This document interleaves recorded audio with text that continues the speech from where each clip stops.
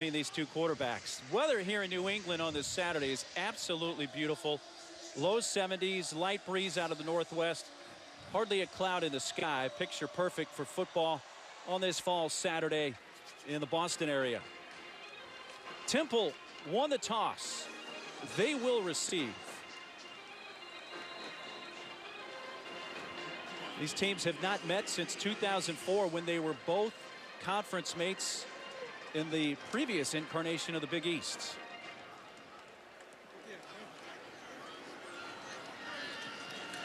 Taking it to 6. Isaiah Wright.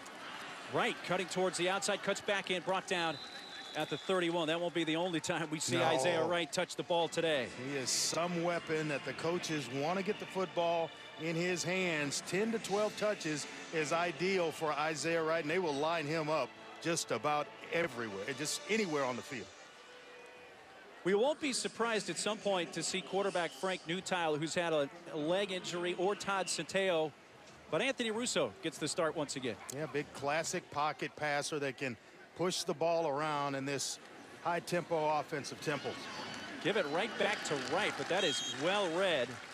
And he loses about 3 yards. Yeah, they call that set the Power I Wright, which is a play of his name, Isaiah Wright. But as I mentioned, he will line up everywhere. Slot receiver out wide. They'll line him up in the backfield. He is just a tremendous weapon on offense. Right now in the slot on the near side as Armstead went in motion, quick pass, and they get it to Wright. But he's touched the ball on the first 3 plays, including the kickoff. He's about 2.5 yards shy of the first down. Yeah, Boston College decided to go straight man-to-man, which is cover one safety in the middle of the field. And Wright is a big receiver. He's 6'2", 220 pounds. Just using that big frame, kind of like boxing out in basketball. Got inside position, and Anthony Russo right on the money with the football. Look for Boston College, Mark, to try to mix coverages, to mess with Anthony Russo a little bit, try to get in his head, give him some zone, give him some man, crowd the box to try to take away Armstead. Temple refused that offsides penalty on BC, so it's a 3rd down and 2 on this, the first possession, and they give it to him. The back carries it with his forward momentum. Is going to have the first down up by the 42. Ben Stewart, the free safety, came up to make the hit. I don't know about you, but this week when we got a chance to talk to Temple and head coach Jeff Collins, they seemed confident. Did not seem intimidated in the slightest bit of coming to Boston College. We're looking forward to the challenge. Right back to Armstead, straight ahead, found a little crease. He's up to midfield. Both coaches, Andre, also wanted to dictate tempo and kind of kick it up a notch or 2. Yeah, no doubt about it. And also keep a look at the box count. You know, there are 6 in the box for Boston College. That's going to signal Armstead getting the football. They love how this offensive line's playing right now. Pre-snap flag. Ball start. Offense number 71. That's one of the problems with going fast. Down. Sometimes those big grunts up front get a little antsy and trying to anticipate the snap count, and they get caught there. So on the true freshman Adam Klein. There's Frank Newtile's had the knee injury, but they say he's about 95%.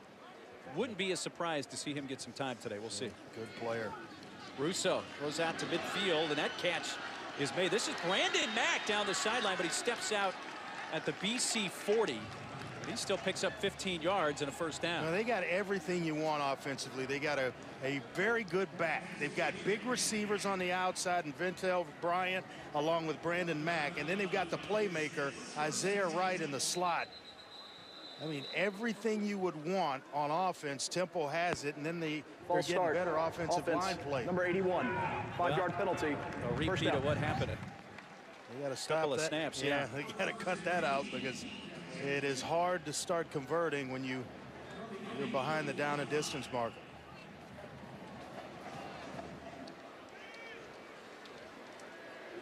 There's the box count again is at 6.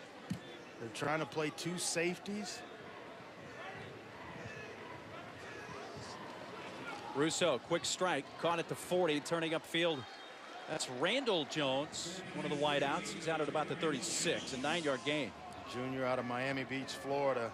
And it seems as though when there's the penalty and the box count is at 6 or they are empty, they're going quick game. Russo threads a pass but dropped by Wright. Pretty well defended. Even had he caught that, would have been short of the first down by a couple of yards. Well, they told us they'd like Wright to get 12 touches. He may get that on the first possession. No doubt about it. I mean, especially when you factor in a couple of penalties and a couple of do-overs, he may very well get the 12 or 10 to 12 touches here on this first drive. And a nice matchup at the top. Face a 3rd and 6. They've converted on 1 3rd down on the drive. That's deflected, incomplete off the hands of Brandon Mack. And it's 4th down at the 36. Wanted to go there once again. He gets press coverage on a big receiver. This pre-snap read as a quarterback, that is attractive to you. And you want to give a guy that's already made a catch for you an opportunity to pick up the first down. And no hesitation. Jeff Collins going for it on 4th and 6 from the BC 36. Russo with time. That's batted down, incomplete. And Boston College will take over on downs. Well, he got pressure right in his face from Zach Allen. Right in. Well, Temple turned it over on downs on their first possession, but something that kind of snuck in here, Andre, the first play of the drive, look who's your quarterback. It's Newtile with Russo in the backfield. Yeah, an exotic look with both quarterbacks in the game, and then Isaiah Wright to their left getting the handoff.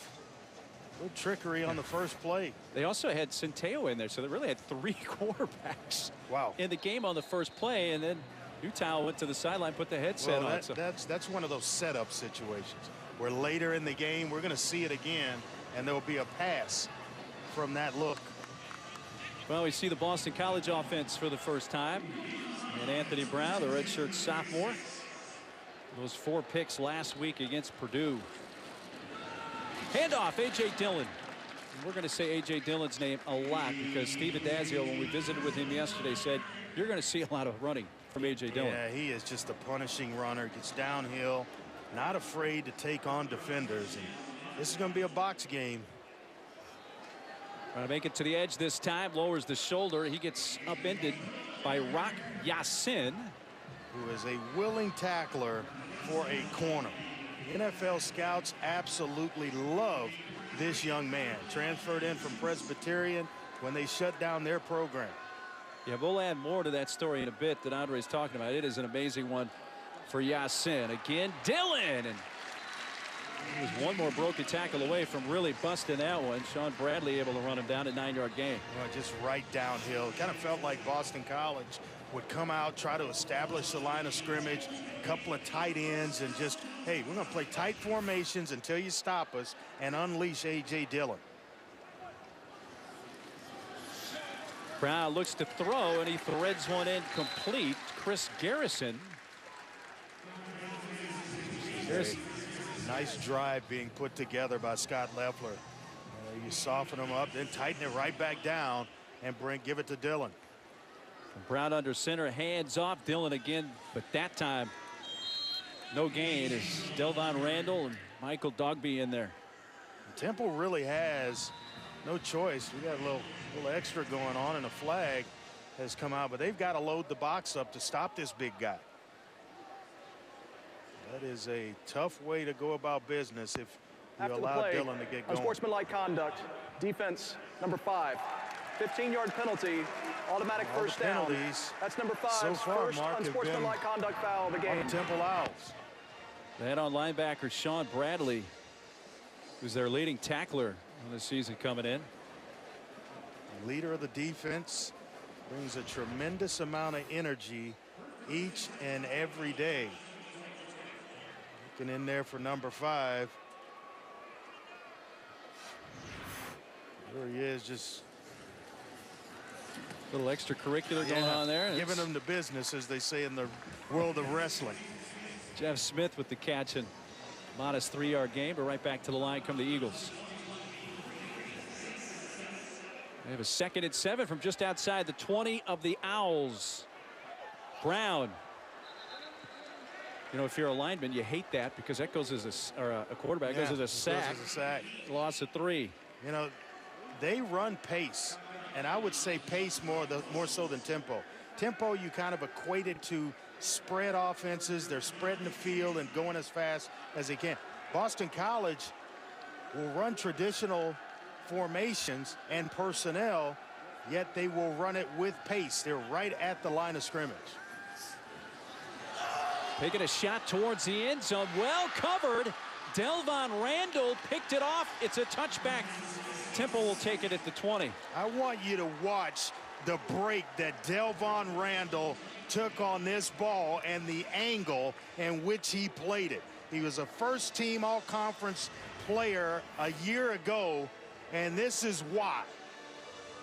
The angle of number 2, a single-digit player for Temple. What a catch by the senior safety for the Temple Owls. The Owls set up to do business. And is being reviewed. We'll see how that plays out. We're scoreless with 9:25 to play first quarter. Well, the couple of views that we had, I just don't know if there's enough to really overturn the call on the field. So I think it's going to stand. But it looks as though Boston College. Well, he does get that right foot down, but is the ball juggled after the foot comes down going to the ground there? Boston College is getting their offense ready. I'm not sure they've got the word. We're getting ready to get the official word here. After further review, the defender bobbled the ball and did not maintain control of the pass to the ground. Therefore, it is incomplete. It will be 4th down and 10 at the 24-yard line. Well, I guess that little juggle on the way to the ground by Randall was enough for our replay official, Rusty Acri, to reverse the call. And a big play here early, so it keeps Boston College with possession. I'm just not sure there's enough. I mean, you got a second foot that's down. Not sure. But they are going to go for it. It is 4th down. You got a false start here. False start. Offense, number 67. 5-yard penalty. So 4th and 10 turns into a 4th and 15. But them still going for it here really tells you all you need to know as far as the lack of confidence right now in their kicking game. They've not even attempted a field goal yet this year, Boston College. The main kicker, Colton Lichtenberg, is out. He may be back next week, is the word. Play clock getting down. Brown with time, throws, and a first down catch. Kobe White at the 12. Not sure how you give up that much cushion on 4th down in the secondary. Hey, just a tremendous amount of room to allow a square in to be completed. It's just beyond me. Sometimes you play a little bit too conservative. Well, they needed 15 yards on 4th down. He got 17, and then a quick carry stuffed. Here's a look at that throw and pass, that throw and catch. Good job by Anthony Brown threading the needle in there. 9th catch of the year for Kobe White. A big one there, and straight up the middle, but then stapled down by that defense. Quincy Roche, defensive end, put that last hit on him. On Dillon. Roche is some player. He's the reigning defensive player of the week in the American Conference. Brown looks back left. He's got him wide open, and what a nice catch. An adjustment touchdown. Tommy Sweeney. Andre, that ball looked like it was going to sail over Sweeney's head, but he's 6'5". He used all of that, got a mid on it, and hauled it in for his 3rd touchdown catch of the year. Yeah, it's the catch radius. The guy that's 6'5", 260. It was overthrown. But the athletic ability of Tommy Sweeney sneaking out the backside, getting everybody thinking they're rolling right. He comes back to the left. He's by himself. And that's one heck of a job just reeling that one in. John Tessitore on for the point after. High snap brought down in time. That is away and good. That'll make Dad Joe Tessitore, our colleague, happy, who's here watching the game today. But wow, what a play. A nice action to the play.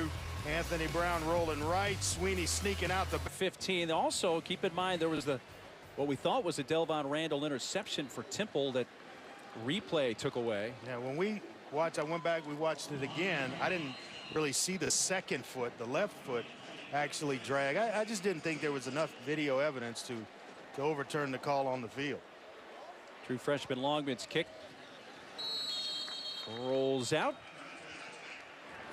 Hey, coming up tonight on ABC, expect whiteout conditions for this one. It's the top 10 matchup with big-time college football playoff implications. Number 4 Ohio State, number 9 Penn State at Beaver Stadium. 7:30 Eastern, 4:30 Pacific on ABC and live on the ESPN app, so you can watch it anywhere. Saturday Night Football presented by Wells Fargo. If Penn State starts slow like they have most of the season, might get out of hand. Nice job last week by Miles Sanders, rushing for 200 yards and 3 touchdowns. Russo to throw on first down and a completion. Oh, dropped by Yeboah. Big tight end, just a redshirt sophomore from Allentown, PA. Got to hold on to that one. Nice job by Russo to start the game and getting the ball out quickly and with accuracy, and ball's well thrown. Should reel that one in. 4 straight incompletions now for Russo. Going to hand off and a good head of steam by Armstead, who busts free. Rock Armstead off to the races. And just like that, Temple an extra point away from tying this game.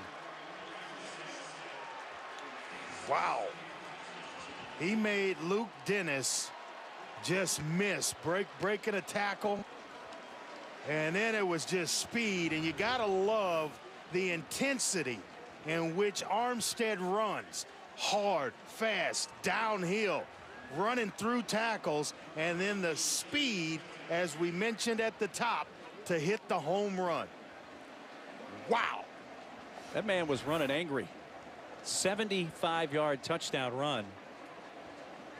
Will Mobley for the point after. And boom, it's 7-7. This was a thoroughbred run. What a run by Rock Armstead. Just his second rushing touchdown of the year, but it goes for 75 yards.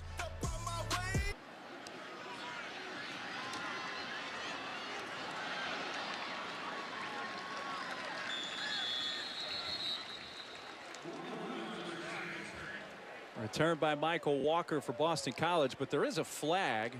That's right in that area where the kickoff team may have been offside. Kicking team number 4, 5-yard penalty. Additional yardage First added. down.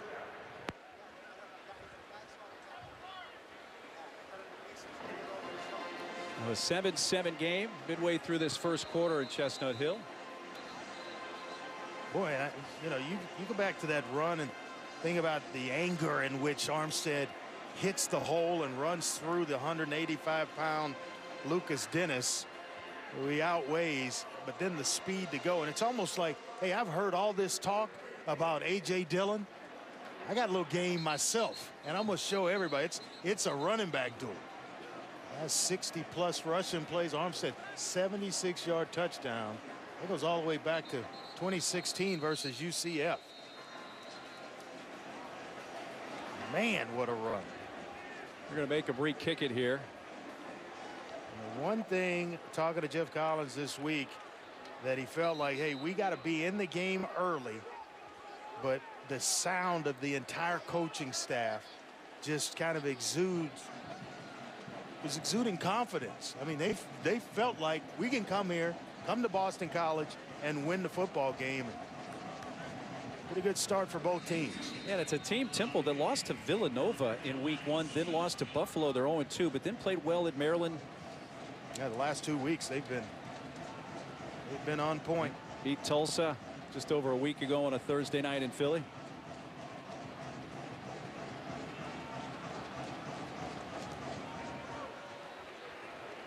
A chance for Walker to return this from the 10 to the 25 and stapled down and lost the football. It's loose, live ball picked up, and for Temple taking it into the end zone, Isaiah Graham Mobley.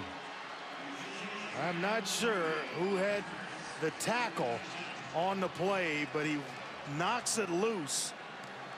I think it's Rich Ravato, number 4, playing on special teams. We'll see. Wow, But what a tackle. I mean, it was about as good a form tackle as you can come Temple up for with. a touchdown. Previous play is under further review. they're going to take a look at the review here to make sure it's a fumble. But if it stands, Isaiah Graham Mobley. Rich Ravato has the knee down. It's though. close. It is close. His backside may have been down. It's a better angle here. Ravato with the tackle. I think it's simultaneous as he is about to touch. The ball's coming out, and I don't think there's enough video evidence because the ball's coming loose before he touches to overturn this one. Well, our replay official Rusty Ackery, we're just midway through the first quarter. This is the second close call. Kind of hard one for a replay official here. It is loose as he's, his backside is touching. Like you start to lose the football where you can't really say you still have possession. Right about there, it's coming loose, and then it pops on out. I think this one's going to stand.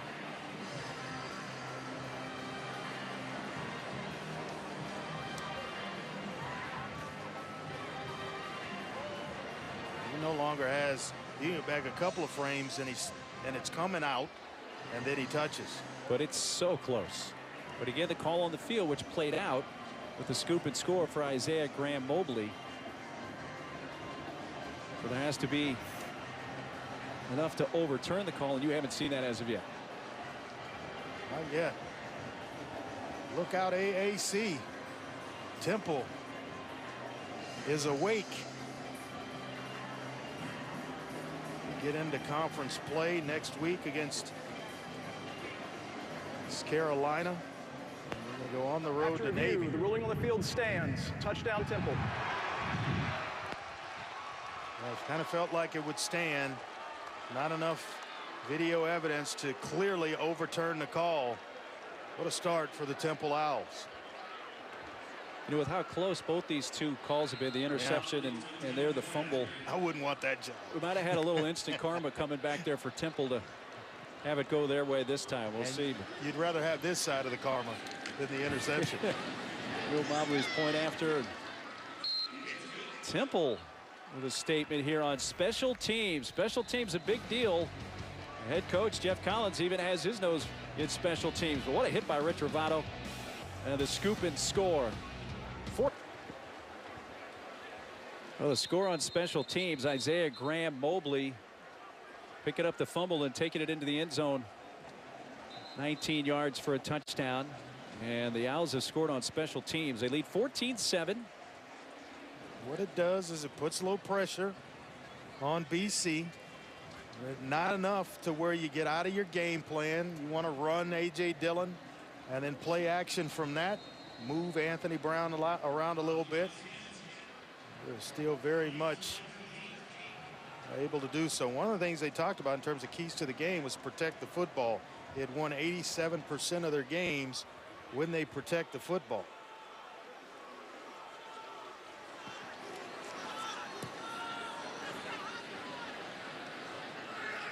Lines from the 10 this time for BC. Wide's a nice return out to the 35, but a flag flies late. It's almost always against the return team for maybe a block in the back or a hold. It's thrown right into the pile around the return. Illegal block man. in the back. Receiving team, number 28. 10-yard penalty. First out. Indeed, that's the case. Let's check in for the first time with Chris Cotter in the studio. Mark Andre, I got a nice return for you. This DirecTV, more for your college football thing, is Jalen Waddle for Alabama. Cuts to the right, gets some blocks, gets to midfield. Once he makes his cut back to the left, forget about it. A little stutter step, 21-0 already tied on top over on the SEC network. Meanwhile, Syracuse up 6-0 over Clemson. A true freshman from Episcopal High School in Houston, Texas. Dillon.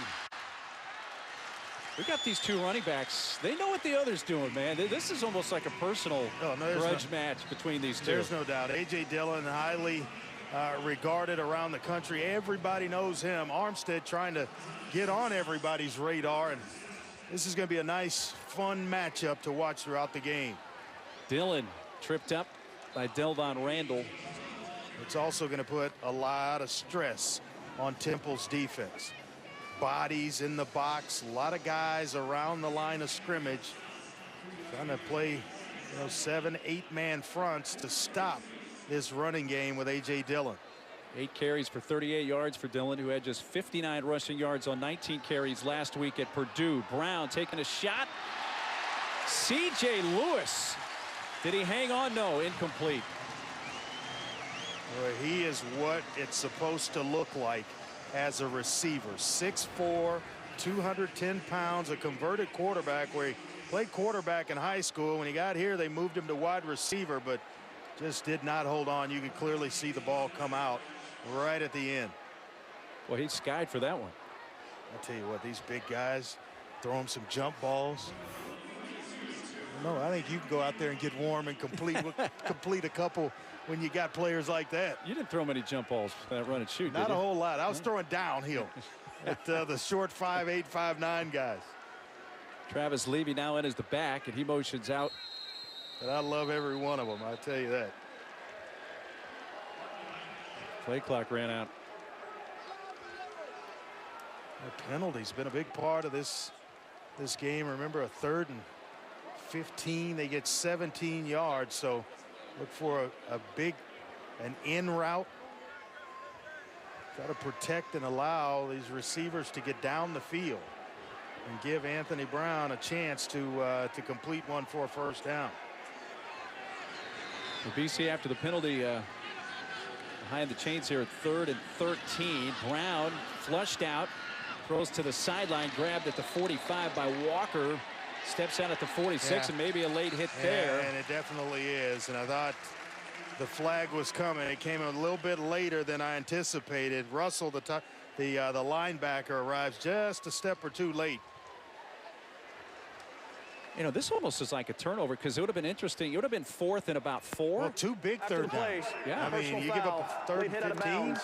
Defense number 3, 15-yard penalty. And you automatic first surrender down. a first down to a personal foul penalty. That's 2 big instances in the game that have hurt the Temple Owls defensively. And BC likes to go for it on 4th down, but they weren't on the plus side. That might have been one in it got a where punt. they would have punted the football. Here comes a blitz off the edge. Dillon can't find much there. Maybe a half yard or so for A.J. Dillon. Nice job by Roche. Coming from the backside, conference defensive player of the week this past week, and the team's best pass rusher. Brown, quick strike. Jeff Smith. He's going to have a first down at the 28 of the Owls. I'm impressed with the way Anthony Brown's moving the ball around from the pocket. They've moved him. The last play got flushed out and was able to complete one on the run, but a nice job of shifting gears, so to speak, with his arm. Dillon turns it upfield, lowers the shoulder. He got about another 5 yards after the first contact. Ooh, what a punishing runner. 9-yard gain. Isaiah Graham Mobley felt the impact of that truck. So 2nd and short. Flag's really an issue now. Or did he get it? Previous play is under further review for a possible targeting.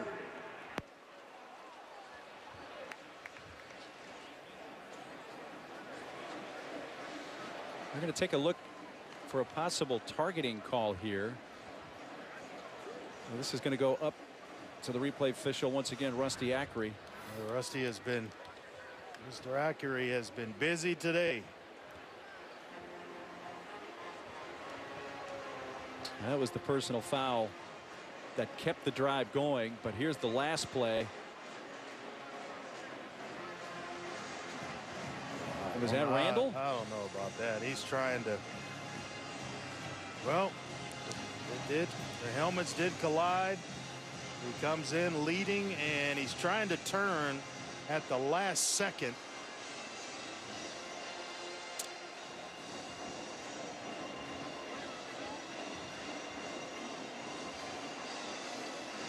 Now that was Delvon Randall, I believe. And that would be a huge loss for Temple.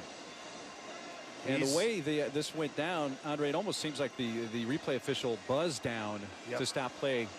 To take a look at it. And this is a guy that means so much to Temple's defense on the back end. He played 105 plays last week against Temple.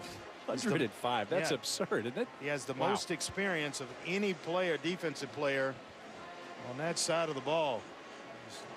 You saw the targeting rule. After review, there is no foul for targeting. Second down.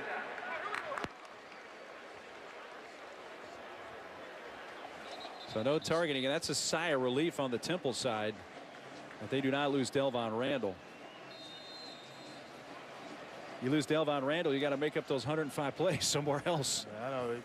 Right now, Jeff Collins is breathing a sigh of relief because he does not want to lose Randall. Go to the jumbo package here. Guess who's getting it? That would be Dillon. Wow, you know, I don't know. We'll see about the spot. I think he may be a little short. Maybe a little short, but they're going to roll the dice with him again. And Graham Mobley is trying to pay back a little bit. Boston College trying to tempo this fourth down. Kept by Brown, but it may have been a timeout first called by Temple, and that is the case. So no play, timeout as the Owls use their first. Excuse me, third down. So we'll step aside, but just for 15 seconds. We'll pin Temple on top of Boston College. Steve Adazio, the Boston College head coach in his 6th season, who spent 2 years as the Temple head coach in 2011 and 2012. Guess who's going to get it here?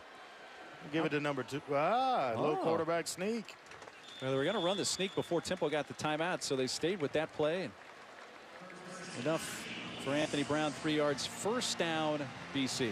Yeah, small win here if Temple's able to hold to a field goal, and be surprised if Anthony Brown doesn't run some play action here in a minute. Pitch is to Dillon. Dan Archibong tackles him on what is Dillon's 12th carry already today. Well, he is some player, but it is ripe right now for play action some sort.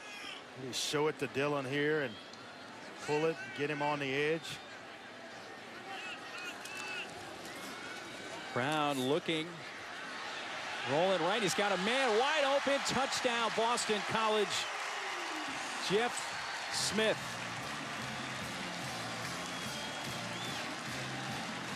Touchdown catch number 3 this year with a senior from St. Pete, Florida, Jeff Smith. Yeah, another converted quarterback that moved to wide receiver 3 years ago. He's got tremendous speed, but this is just a breakdown in coverage. Miscommunication on the back end.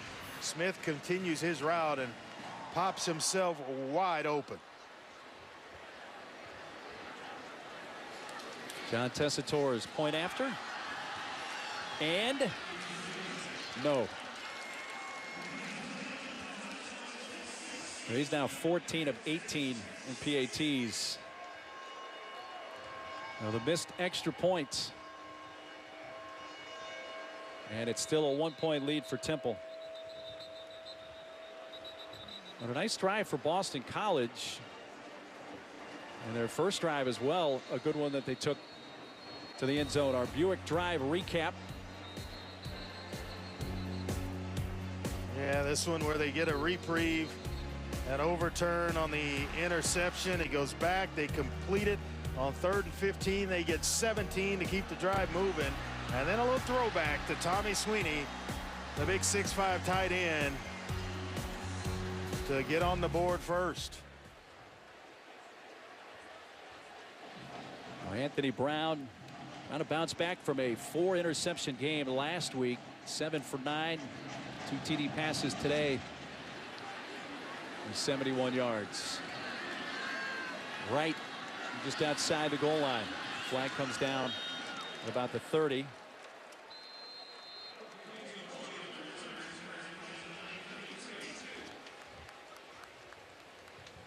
A lot of flags here early. During the return, not out of the first holding, quarter. receiving team, number 88, 10-yard penalty, first down. Hey, you can stream college football all season long on ESPN Plus. So you can start your free trial today by downloading the ESPN app or visiting ESPNplus.com.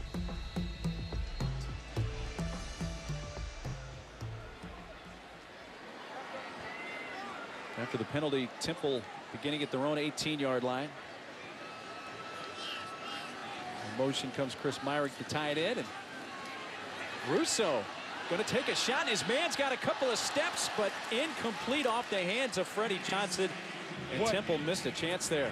What a double move by Freddie Johnson.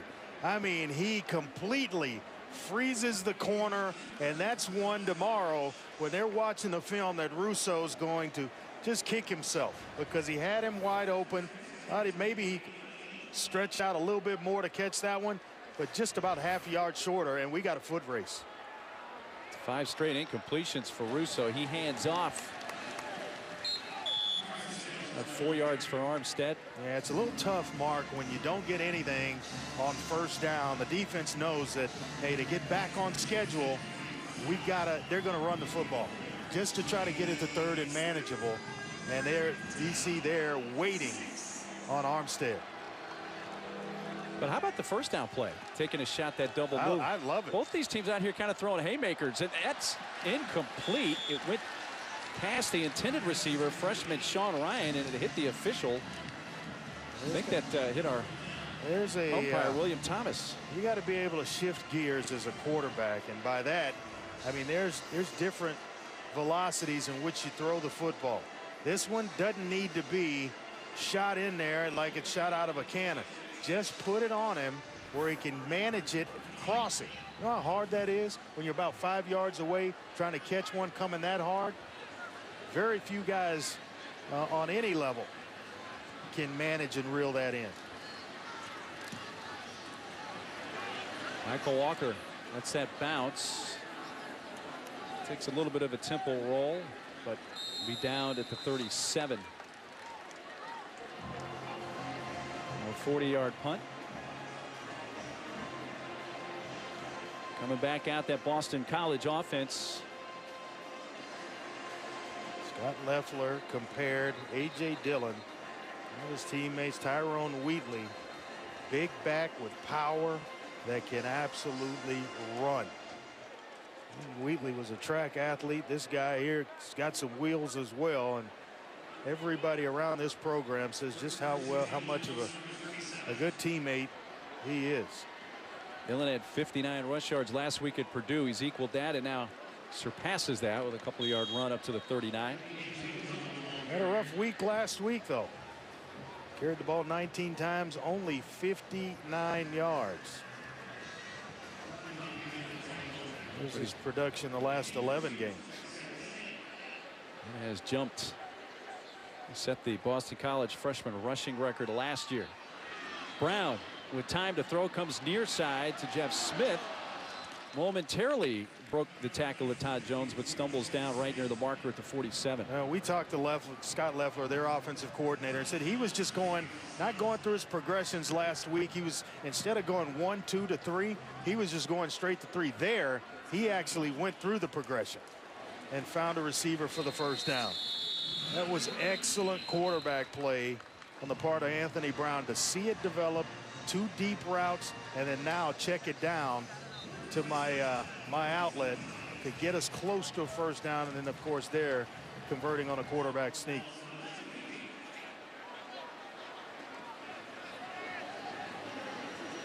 A first down right at midfield for the Eagles. Smith comes in motion.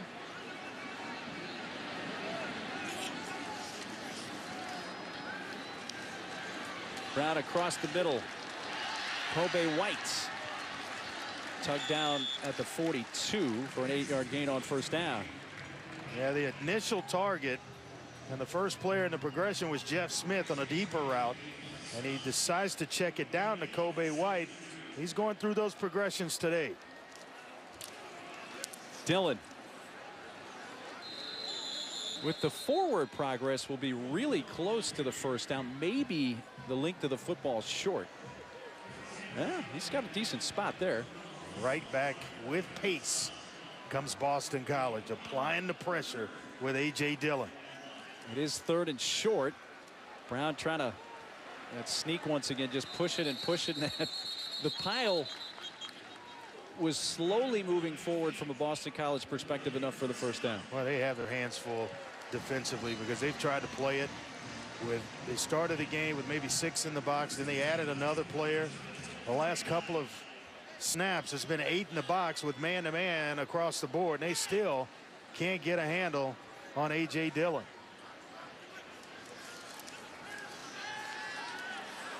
Brown again looking deep. It throws underneath and batted away, incomplete by Benny Walls. I think that first read he was looking deep for White. But a nice play there by Wells. An experienced offensive line. Yeah, led by Chris Lindstrom, who's the team's MVP to this portion of the season, according to Steve Adazio. Dillon. 34-yard line, runs for about 5. And it's a big, as you mentioned, big offensive line with a ton of experience. They have kind of a competition to see who can get the most knockdown blocks each and every week. So some big road graders up there that pave the way for A.J. Dillon. BC 5 is 6 on 3rd down today. Brown slips and falls, and he loses yardage back at the 41. Well, this makes it decision time for Steve Adazio, because you go from 3rd and medium to now 3rd and long with a slip. 3rd and about 11 or 12. Yeah, it's going to be 4th down when we come back after that loss of 7. We play 1 quarter at BC, and the Eagles trail Temple 14-13. And on this Saturday, we begin the 2nd quarter. Temple leading Boston College 14-13. Is it football weather today or what? It is beautiful. ESPN College Football presented by Edward Jones. Steve Adazio is going to punt for the first time. I'm surprised with this. Maybe be alert for a fake. But I think the slip by Anthony Brown may have been the reason for this one. I would not put it past him to run a fake here. Well, had he just thrown an incompletion or whatever, it would have been a 4th and 4. It would have definitely gone for it.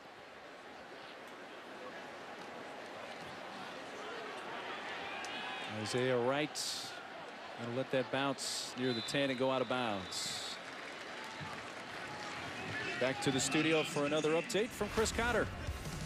Right, guys, things are totally getting out of hand in Tuscaloosa.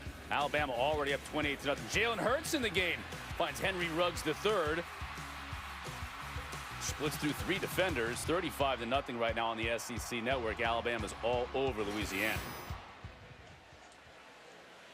Guess we're not surprised it's gotten out of hand. Yeah, no, not at all. And I got to ask for forgiveness from Cotter today. I did not get up and get a workout in, my man. Cotter, I did, though, man. So it's good stuff. Hey, this is Tyleek Rayner, a redshirt sophomore, getting the carry. His first young man that they're high on. Been injured last year. He got a quick carry on 1st down, so 2nd down and 8. Russo under pressure threads the needle with a nice catch there at the 28 by Brandon Mack, and a 1st down Owls. The second big catch that Brandon Mack has made. This is just a simple in route and hits him right out of the break. He's got that big body that we talked about earlier, 6'5", 215 pounds. Just put it in the area. Russo had thrown 6 consecutive incomplete passes before that catch there by Mack. Throws again, another nice catch, right hanging on, and there be a targeting here, and that's on 21 Lucas Dennis, and Wright slow getting up. Defense, number 21, 15-yard penalty, automatic first down. The ruling on the field of targeting is under further review. There's another player that just went down for Temple.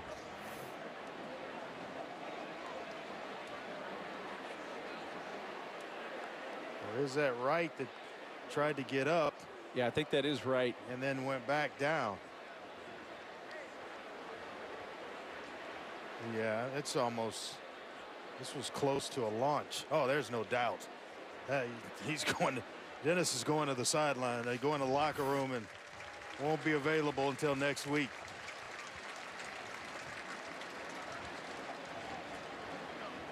When you leave your feet and launch and you make contact high, that is what the rule was put in place to avoid.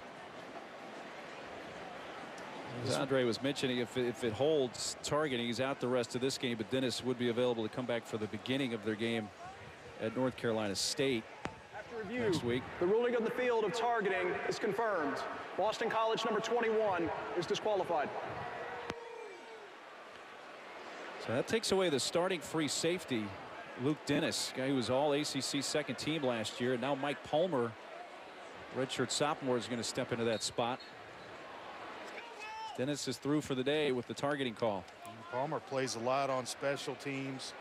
Coach Adazio, who's involved in that a great deal, loves Mike Palmer in that role. You have to step up now at safety. Armstead slipped a little bit, but stayed on his feet, coming back the other way. Kind of slips again, but does, through all that running, pick up, what, 3 yards? 4 yards? Does he run hard or what?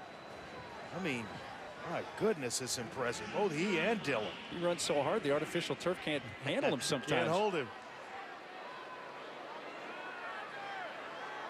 The blitz coming. Russo stands in, but then he gets hit as he throws and incomplete. Pressure from Zach Allen. Sure, the defender, but Boston College and Jim Reed, the defensive coordinator, boy, we had a great, and I mean great, visit with Jim Reed yesterday, and he decides to heat up Anthony Russo a little bit. He's completed a couple in a row now and maybe trying to get comfortable. They heat him up and speed up the process and see if he can still continue to play at a high level. 3rd and 7. Isaiah Wright has stayed in the game. That's him in motion. Looking at his direction. Wright turns and a little behind him.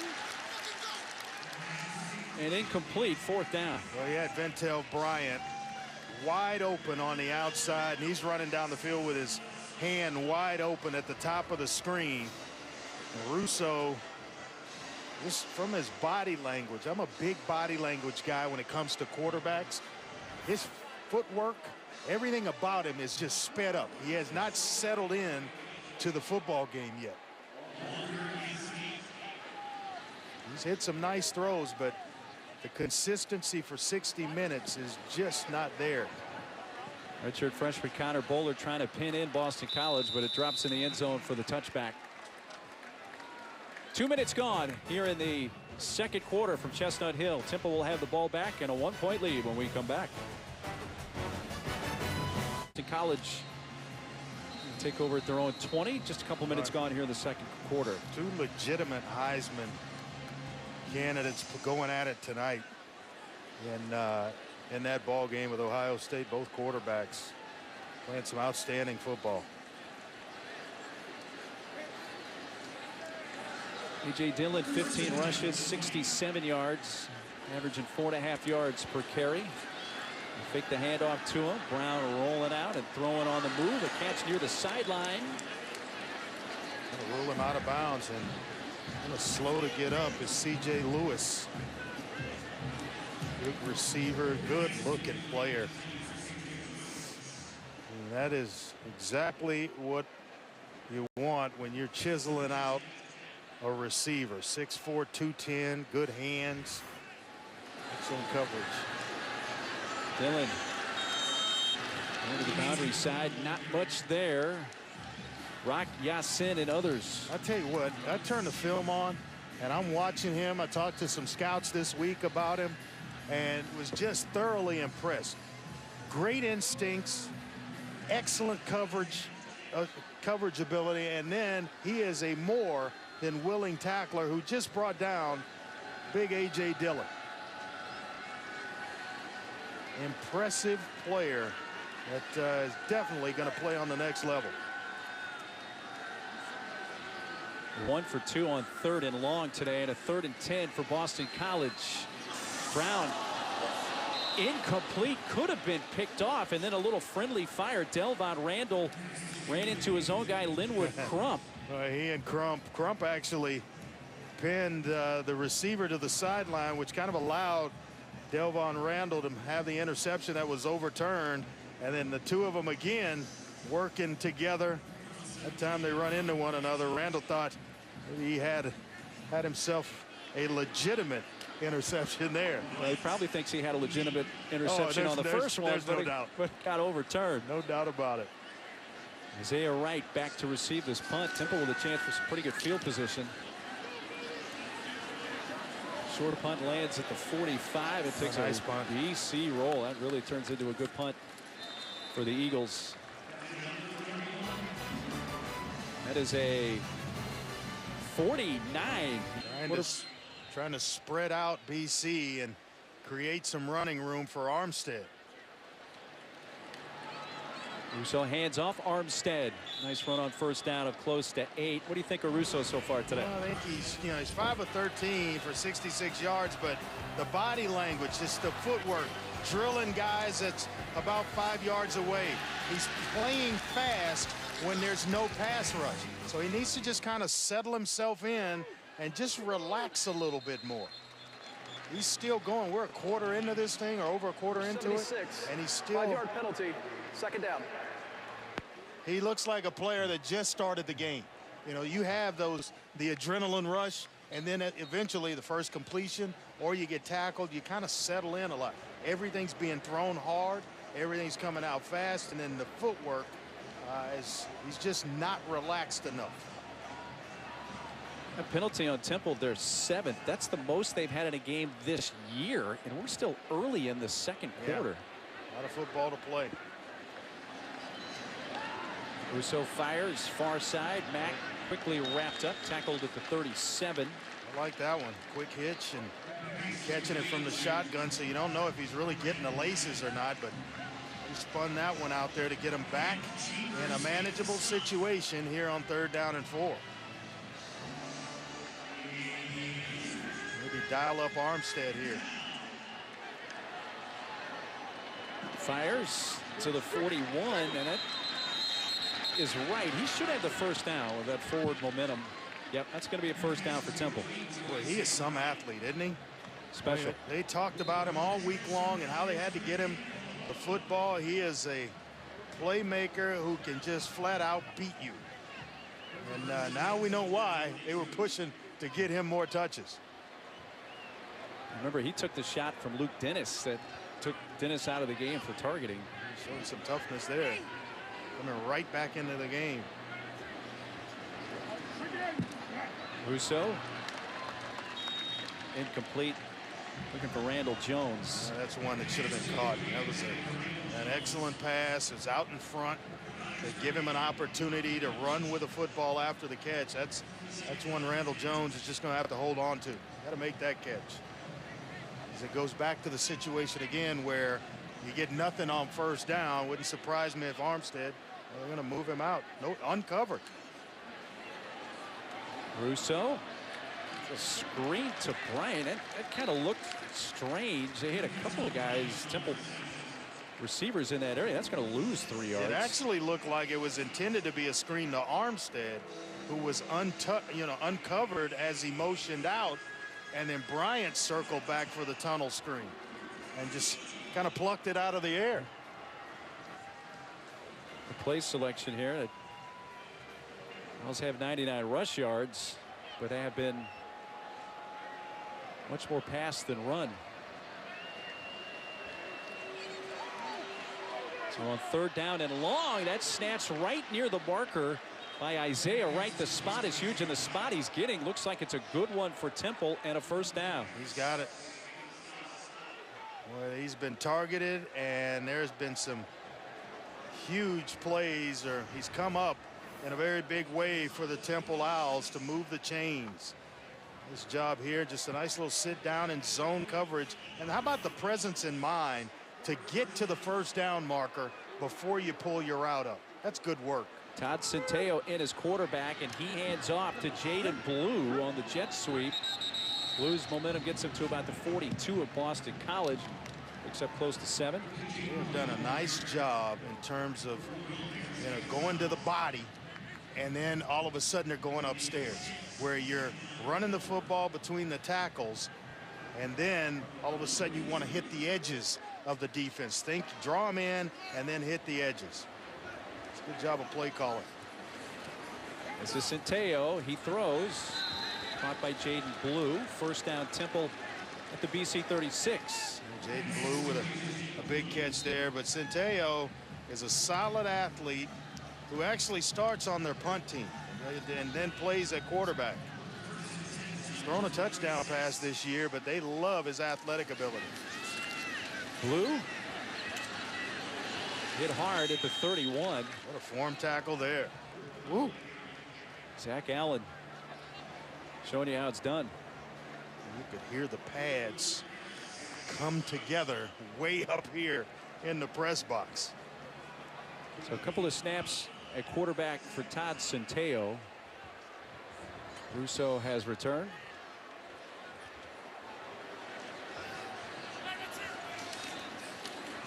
Armstead.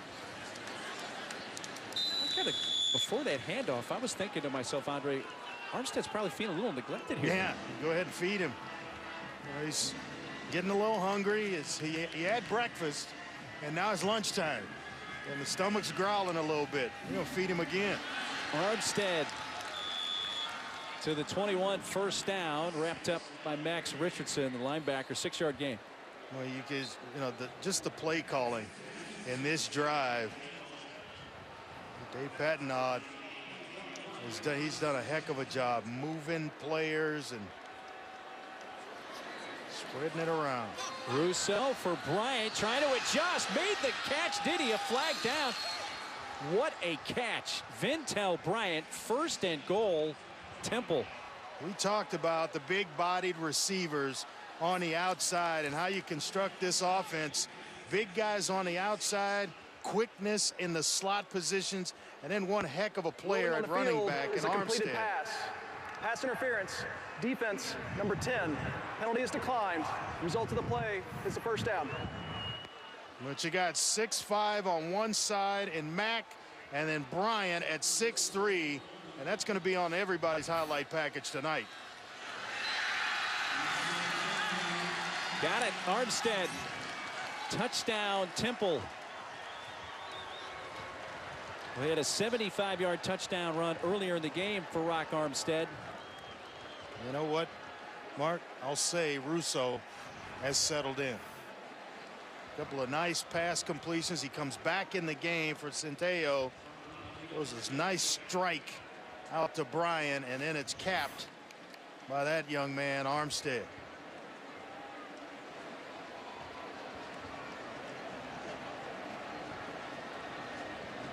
Point after makes it 21-13. Good drive for Russo, good drive for Armstead, and Temple leading with 6:46 to play in the first half. Coming up tonight on ABC, it's whiteout conditions. Top 10 matchup. Number 4 Ohio State battling number 9 Penn State at Beaver Stadium. 7:30 Eastern, 6:30 Central, 4:30 out on the West Coast.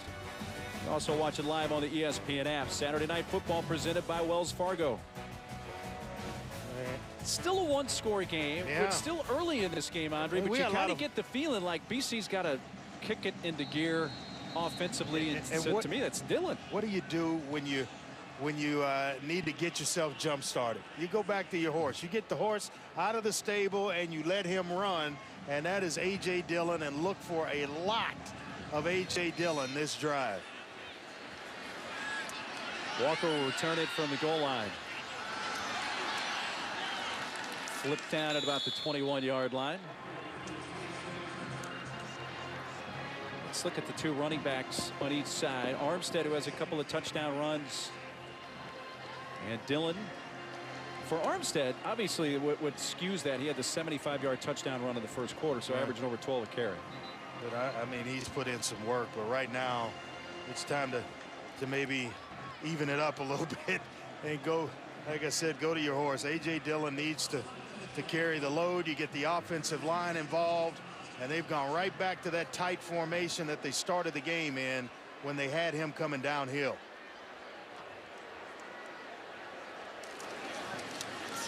Predictably, Dillon.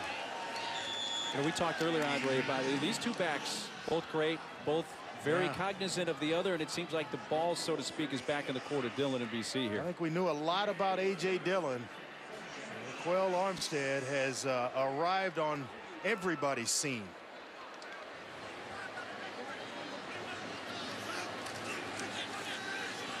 Here's Brown, juggled incomplete. That was right at the marker. He is very lucky. That's a Dreezy. Rob Dreezy, the tight end. That LaRoche didn't catch the ball that pinged off his pads. Dreezy has 3 catches this year. Couldn't haul in number 4, and like you say, they're fortunate that didn't go the other way. 3rd and 6. It's a big play right here. Huge play. And Brown can't convert. The throw is too wide and incomplete, looking for Kobe White, and this is a quick 3 and out. Yeah, and there's no way you even entertain the thought of going for it here. Got to punt it away to a hot team. On that last drive, Anthony Russo finished at 5 of 6, 45 yards. He had the big pass down near the goal line to Bryant. And of course, Armstead finished it off, but with any type of return by Wright, the excellent field position here for Temple to start this drive. 2 straight 3 and outs for the BC offense. They've not converted on their last 3 third down attempts now. Oh, what a punt. And a terrific punt. Isaiah Wright chasing it back near the sideline. But Grant Carlson's been a plus from the punting side for Boston College today. Phil putting the onus on the BC defense to get a stop, because it's a Temple offense that's been finding its rhythm, including Russo, the quarterback, and he throws a strike to the sideline. Caught. He is out of bounds. Stepped out Sean Ryan. Gain of 11, first down. Seems like Russo's been able to kind of, what's the best way to describe it? I mean, slow it down, lower his heart rate? Yes, he has settled in a little bit. Sometimes you have a little bit too much adrenaline. You know it's a big game. It's on the road. You know, you played well, or the team has the last 2 weeks. You start to feel that a little bit, and now he's settled in. Russo. Anderson. He dumped it down to the back, and Armstead, that is, with the run all the way up near the sticks. That should be a first down. Yeah, I like what Russo's doing. Completing the last 2 to the true freshman, Sean Ryan. Nothing's there. Don't force it. Get your team in trouble. Put us in a bad situation. Check it down. Give it to Armstead in space. They are cooking offensively. Russo deflected, picked off. Hamp Cheevers. Well, just as we talk about it, things go awry. It wasn't a bad pass. No, it was actually an excellent throw, because it's 1, 2, 3. The ball comes out. You just got to catch the football, and you catch it with your hands. That one should have been caught, and it's not turned over. That's on the receiver. Off the hands of Freddie Johnson and picked off. Redshirt sophomore has got to come up with that one. That was a huge drive, a statement drive. And how about a statement by BC with a turnover with excellent field position to get themselves right back in this ball game. 3rd pick of the year for BC's Hamp Cheevers. First down from the 45. Want to take a shot after the turnover, going in the direction of White. He's offline and well covered. I can just about guarantee you here that A.J. Dillon's going to carry the football, because BC is a schedule offense. And by that, I mean they strive to get to 3rd, medium, or short, and then go for it, especially around midfield.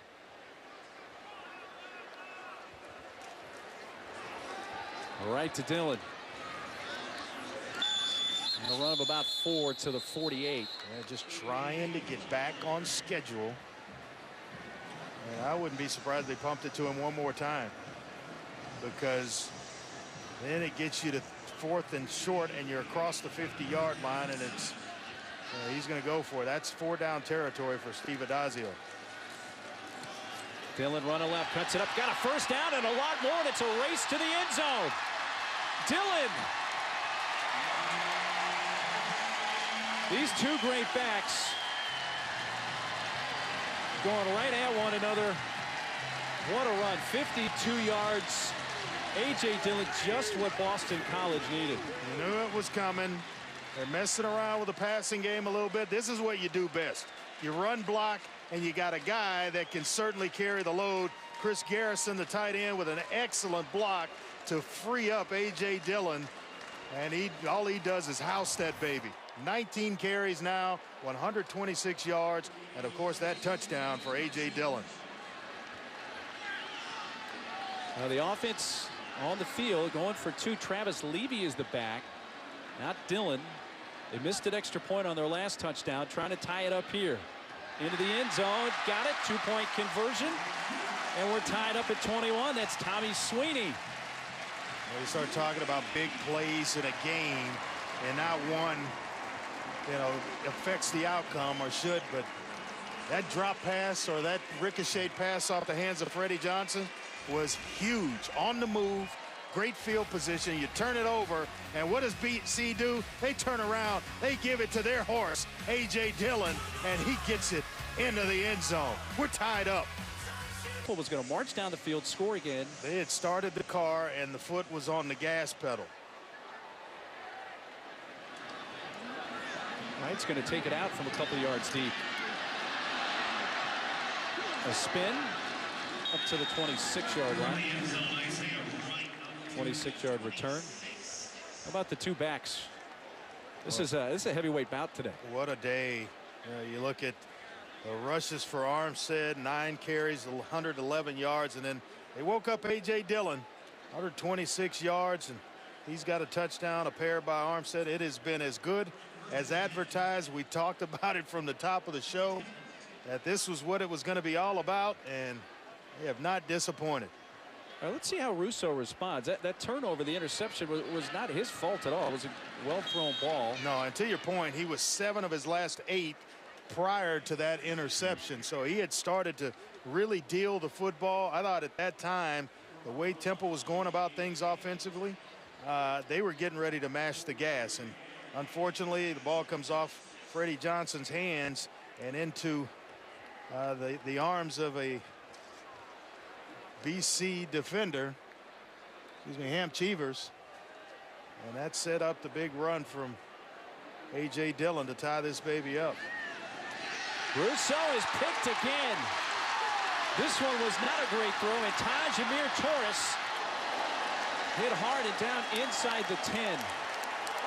But that was what I was wondering. Was he going to let that pick affect him? That one, not a great throw. Well, and it shouldn't, because the first pick was not his fault. This one, the eyes. Watch the eyes of the quarterback. He stares it down and still goes there. And in zone coverage, you stare it down, guys are going to make you pay. Tajamir Torres makes him pay, and BC set up at the about the 9-yard line of Temple with A.J. Dillon back in the ball game. First pick of the year for Tajamir Torres. You're going to look for targeting again here. This is what they're reviewing. This is why you love football, because it can turn on a dime. All you got to do is just keep playing. Just keep playing. It looked as though Temple's getting ready to run BC out of the building. An interception happens, A.J. Dillon scored. 2-point conversion, we're tied. All of a sudden, another interception by Torres. Ooh, we might have targeting. And we just might have targeting on the big tight end. Chris Myrick did seem, lowered his helmet, the crown of the helmet. And he is a big part, Mark, of their running game. physical run blocker. Kind of a blue-collar tight end type. Solid in the running game for Temple. That would be a big loss for the Owls offensively.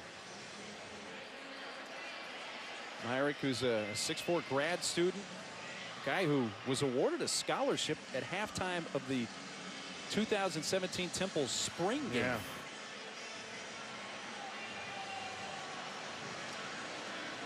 Well, Boston College has lost a player due to targeting in this first half. Free safety starter there, Lucas Dennis. It's kind of a lesson for all young players. I mean, you can get down about things that happen in a football game, but there are peaks and valleys along the way, and you just got to ride the wave After until the it happens interception for you. and during the return, Temple number 85 lowered his head and made contact against an opponent with the crown of the helmet, which is a personal foul for targeting. That penalty will be enforced half the distance to the goal. Automatic first down. Temple number 85 is disqualified. Boston College number 24 may remain in the game because his helmet came off due to foul. So Myrick is out. He comes with 3:31 left in the half, which means that he will be able to play at the beginning of the next game. Well, it's a second ejection because of targeting Lucas Dennis for Boston College, and now the tight end, Chris Myrick, is out of the ball game.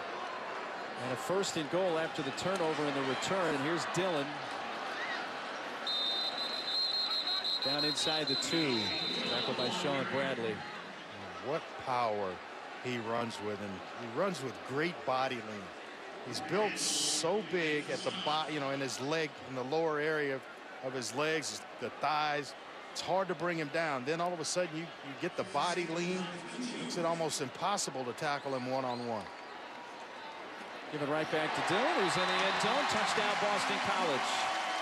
Man, how this game has changed just in the last couple of minutes off the clock.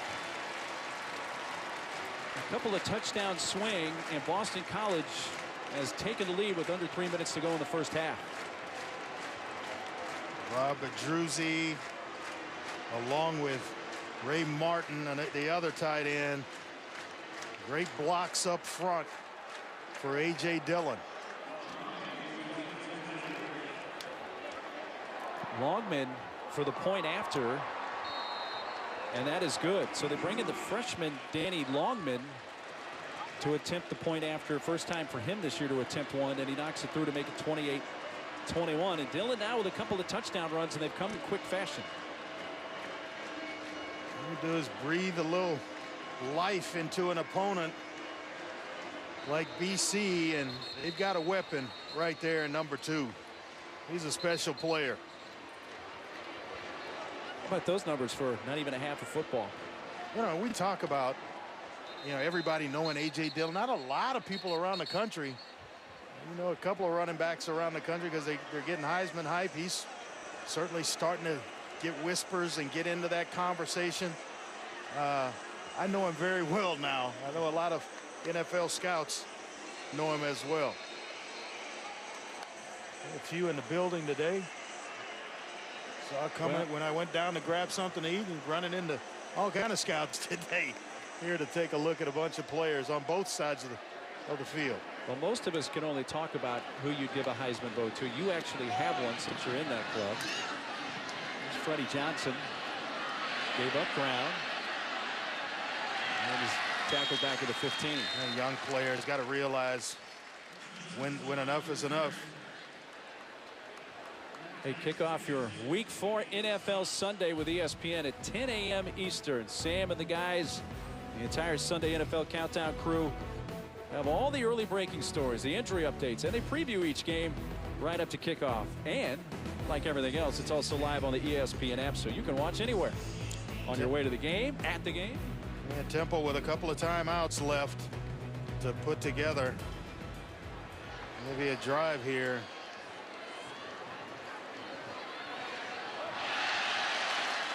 Russo can't get it over the arms of Zach Allen.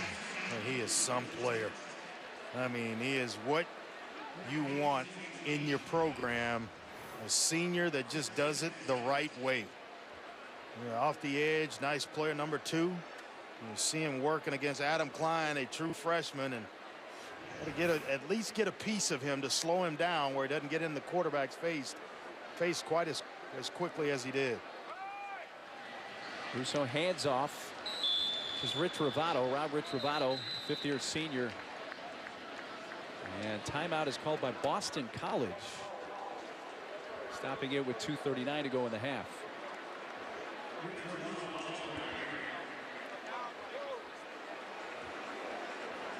Hey, this season, for every field goal and extra point made by participating universities, Allstate will make a contribution to the university's general scholarship fund. Thank you, Allstate.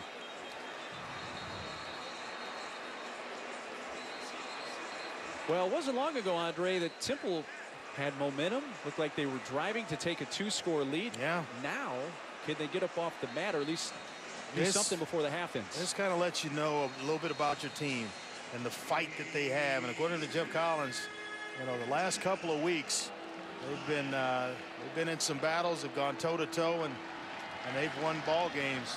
I don't think there's any quit in the Owls. Boston College will get the ball to start the second half. A pass off the hands of Bryant, and Temple is fortunate that one wasn't picked off. They're just throwing it a little bit too hard, and then the footwork has gone right back to where it was. He's uncomfortable, but that 8 to 10 yard range, the ball is just coming way too hard for receivers to handle. You've got to throw a nice catchable ball sometimes where a receiver can catch it on the move, and at that point it was going to be a catch and run for the first down. Just make sure they catch it, and you can help that as a quarterback. Counter bowler, end over end, caught in stride. Michael Walker cuts to the outside, and then a nice open field tackle inside the 35 by Todd Jones. Hey, let's take a look at today's mayhem moment brought to you by Allstate. And Andre, it's been the turnovers turned into points. Yeah, tipped pass here by a young receiver. And Freddie Jones leads to this. And A.J. Dillon touchdown run. They come back with a 2-point conversion to tie it up. Russo stares it down. Torres makes him pay. And then A.J. Dillon once again to put BC up 28-21.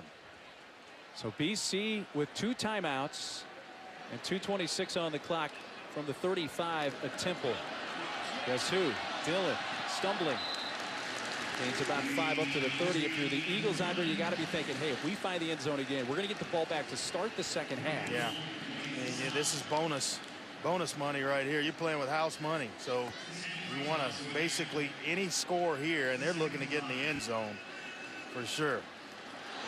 Brown has to dump it off.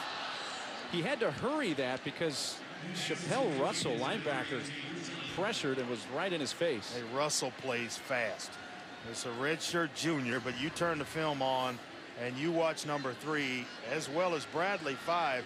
They fly around. They don't have single digits for nothing, and that's a big tradition in this Temple program.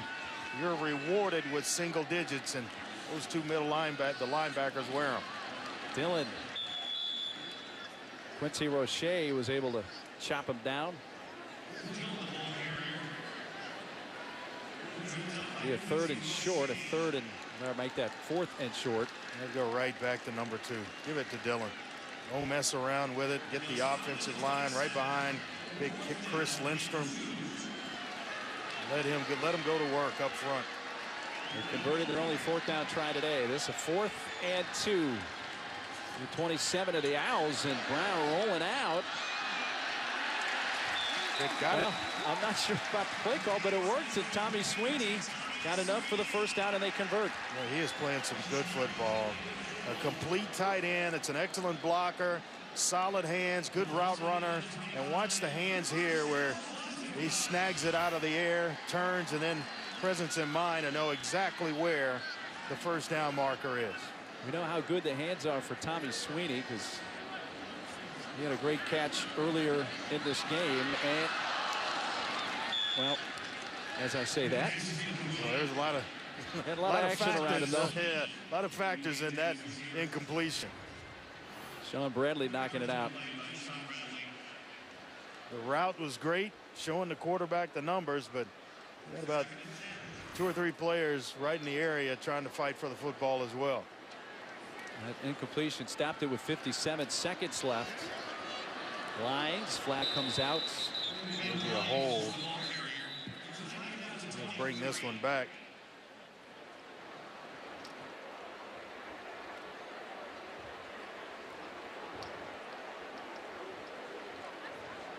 If it gets to a possible field goal try, this Holding. might be a spot at the end Defense, of a half. number 92, 10-yard penalty. Oh, wow. Results in a first down. You talk about momentum swinging the other way after that the first interception. I mean, it has gone the way of Boston College ever since that play. I mean, they have been, everything has fallen into place. They got A.J. Dillon going. The offensive line is hot. Sweeney's catching just about everything. And BC not thinking field goal. They're thinking end zone, and Dillon with Sean Bradley and Sam Franklin bring him down for a loss of a yard. Well, that's an excellent job of team tackling, because that's what it takes to bring down the 6 foot, 245-pound sophomore A.J. Dillon. You got to get a lot of bodies around that young man to bring him down. So a BC timeout, they win it here in Boston. You're going to be a physical football team when you play for that man. Up front, good offensive linemen. They continue to produce them each and every year.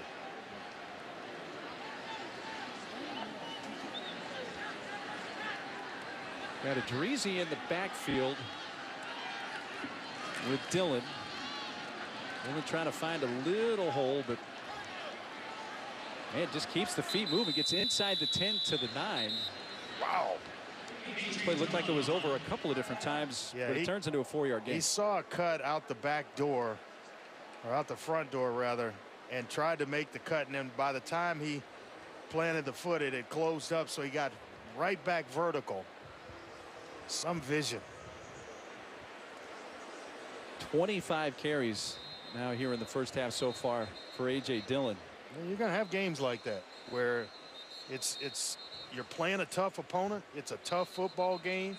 You got to rely on your best player, and obviously A.J. Dillon is that. He may be upwards of 30+ carries before the game's over. Career high is 39, so they're not afraid to give him the football. No timeouts left for Boston College, so this will be a shot to the end zone. 3rd and 7. Brown to the end zone. Adrizi spinning around. Incomplete. Now, well, I was mentioning, if you're going to attempt a field, and they haven't attempted one all year, BC. there's the first one coming now, and You're it's at the end of a half. going to be Danny Logan.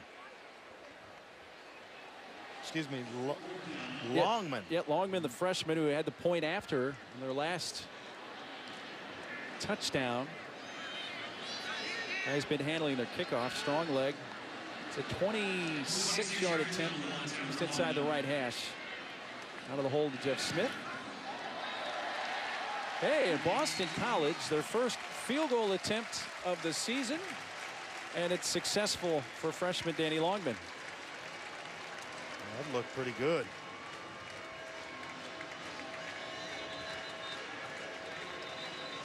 And it's a 10-point lead for Boston College with 20 seconds left in the half. Now, if you're Jeff Collins, you just want to get to the locker room. Get on a knee. Let's go in, talk about it. We made some mistakes. We had the game where it was in our favor, and we made some mistakes. Let's go out and play a solid second half.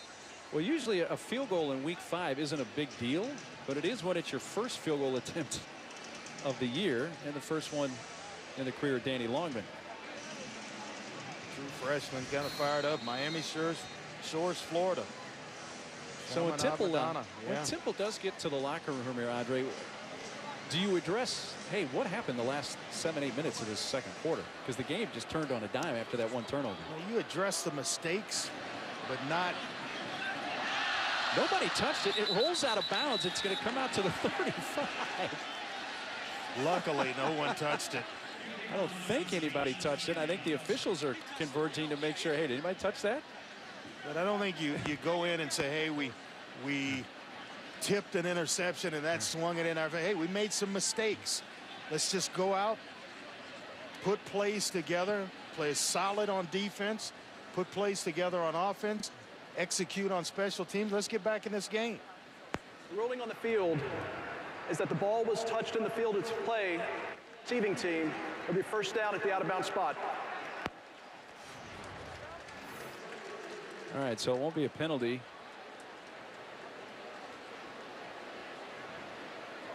No, he didn't touch it. Or did Wright touch it? I don't think Wright touched it either. Either one of them. They attempted to touch it, but both missed. Now you definitely get on a knee and get to the locker room. Well, but they're going to review this, and it might come out to the 35, and they might. All we probably are determining here is where they take a knee from. Yeah. To end the half. Yeah, I don't think it touched a Temple player.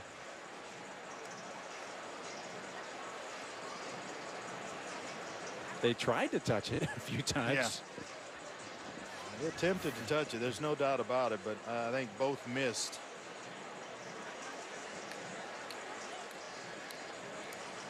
So they review this with just 15 seconds to go in the half. And whether this ball comes out to the 35 with the review overturning the call on the field, or if it's at the 9, we expect Temple just to take a knee and end this first half. That's their best bet. Standing by for the Mountain Dew Ice halftime report. After review, the ruling on the field stands. It'll be Temple's ball at the 8-yard line. First down. Wasn't confirmed. It stands. Yeah, you don't want to add insult to injury here. Let's just get to the locker room. No timeouts. BC couldn't stop it. If they had timeouts with this type of field position, I think they would call them. But well, earlier in this second quarter, Boston College was down 21-13, and Temple looked like they were driving to take a 2-score lead. Pass completion attempt went off Johnson's fingers, intercepted, and from that point, the game changed.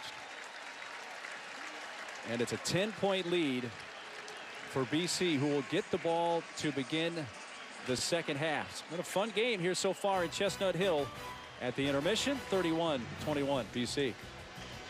This halftime report is brought to you by Mountain Dew. Do the do.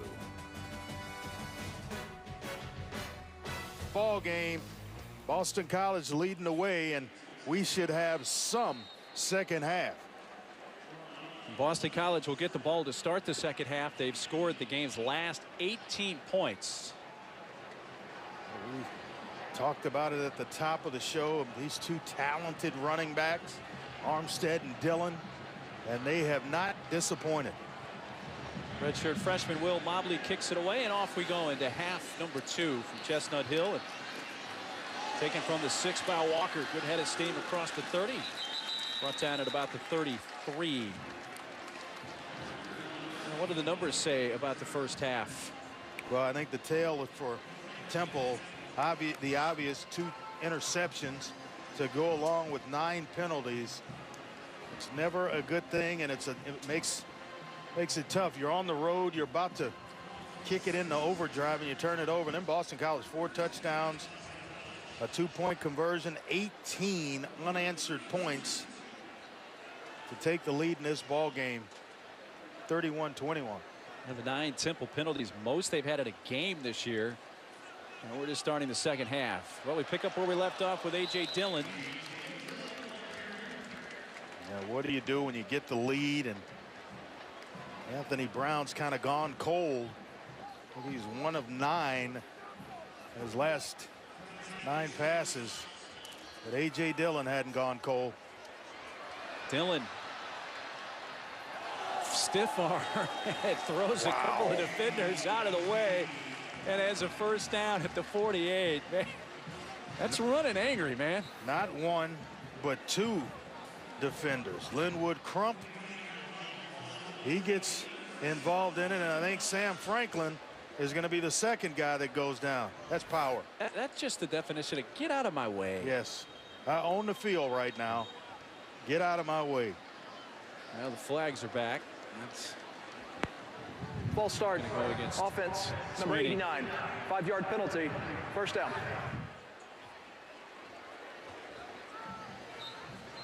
Big Tommy Sweeney. 27 carries. What do we say? 39. 39 is his high? career high. He may top that. You get the lead, and you just want to work some clock a little bit. He's the best option to do that with. Yeah, I'm going to take the over on that 39 today. We'll see how it plays out, though. Not a whole lot there. Well, he took a shot, though. He's slow getting up. Slow to get up. He took a huge shot. He's reaching down around the ankle injury, and that was Sean Bradley that came up and delivered the blow. Not what you want to see. No way.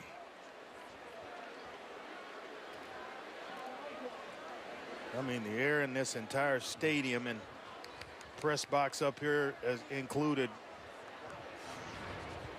just went out.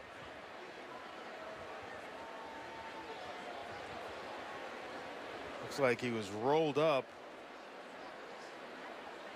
Someone rolled up on the back of his ankle. I think Dogby, number 9, did. Yeah, I think you're absolutely right. He's being blocked, and Dogby falls on the back of the left ankle of A.J. Dillon. And they're going to help him to his feet, but He's sitting up now, and hopefully he's okay.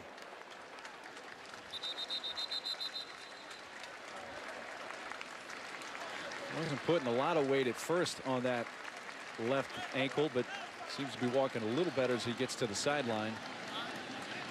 So that's a huge story now in this game. Will we see A.J. Dillon once again?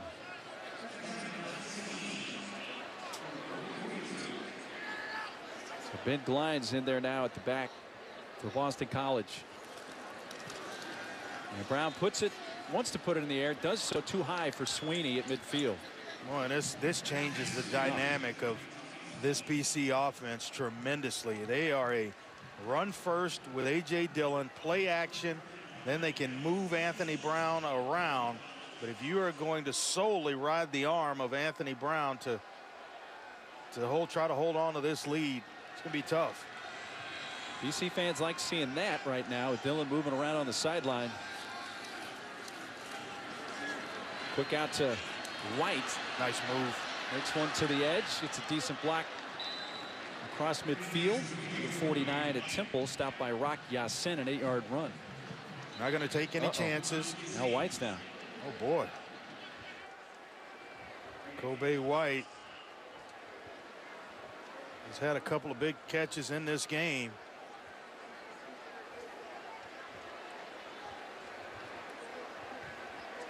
He's not putting any weight on his left ankle, not much.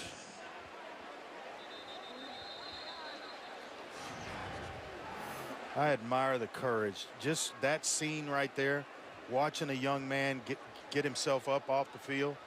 My high school coach, Dub Ferris, was as tough as they came. And he would tell us, if it's not dangling, you better get off the field. And I just admire that courage. Just something that simple shows me how tough Steve Adazio's football team is. And Temple will have it at the 39 of Boston College. Well, Carlson had been punting extremely well, but Anthony Cruz is the one that recovers it. Boy, this has been an ebb and flow game, back and forth, momentum shifting sidelines. One that he should have handled, it just slipped out of his hands. Wow. You know, we're not even 2 minutes into the third quarter, and the game has a totally different feel than what we were just talking about a couple minutes ago. Now Armstead with his chance to carry the ball for about 4 yards on first down. Mark, these are really two outstanding players, Armstead and Dillon, and there was nothing. He has spun to his left and essentially picked up about 3 on his own. They got the left shoe off of Dillon. I'm looking down there. I think they're going to retape him up. Bounced around and tipped away incomplete as Russo was trying to deliver that and got knocked out of his hand. That, I believe, is a forward. They're ruling it a forward pass. No, they're going to rule it a fumble. Well, I'm sure this is going to go to review. Number 48, Tanner Carafa, coming up with it. Very underrated player that just kind of gets it done. Yeah, that looks like a forward pass to me at first look. Actually, I think it's, well, from that side, not so much. That's Zach Allen that just keeps coming. From the front side, I thought pass attempt. From the back side, I thought fumble. I think he got his hand on the ball before Russo actually started forward. Oh, this should be a good angle. That's a great look. That's a great look. It's just how it's interpreted by the replay officials. That one's tough to call. What's your interpretation? Well, you know, the quarterback in me says he was throwing, you know, it's coming forward.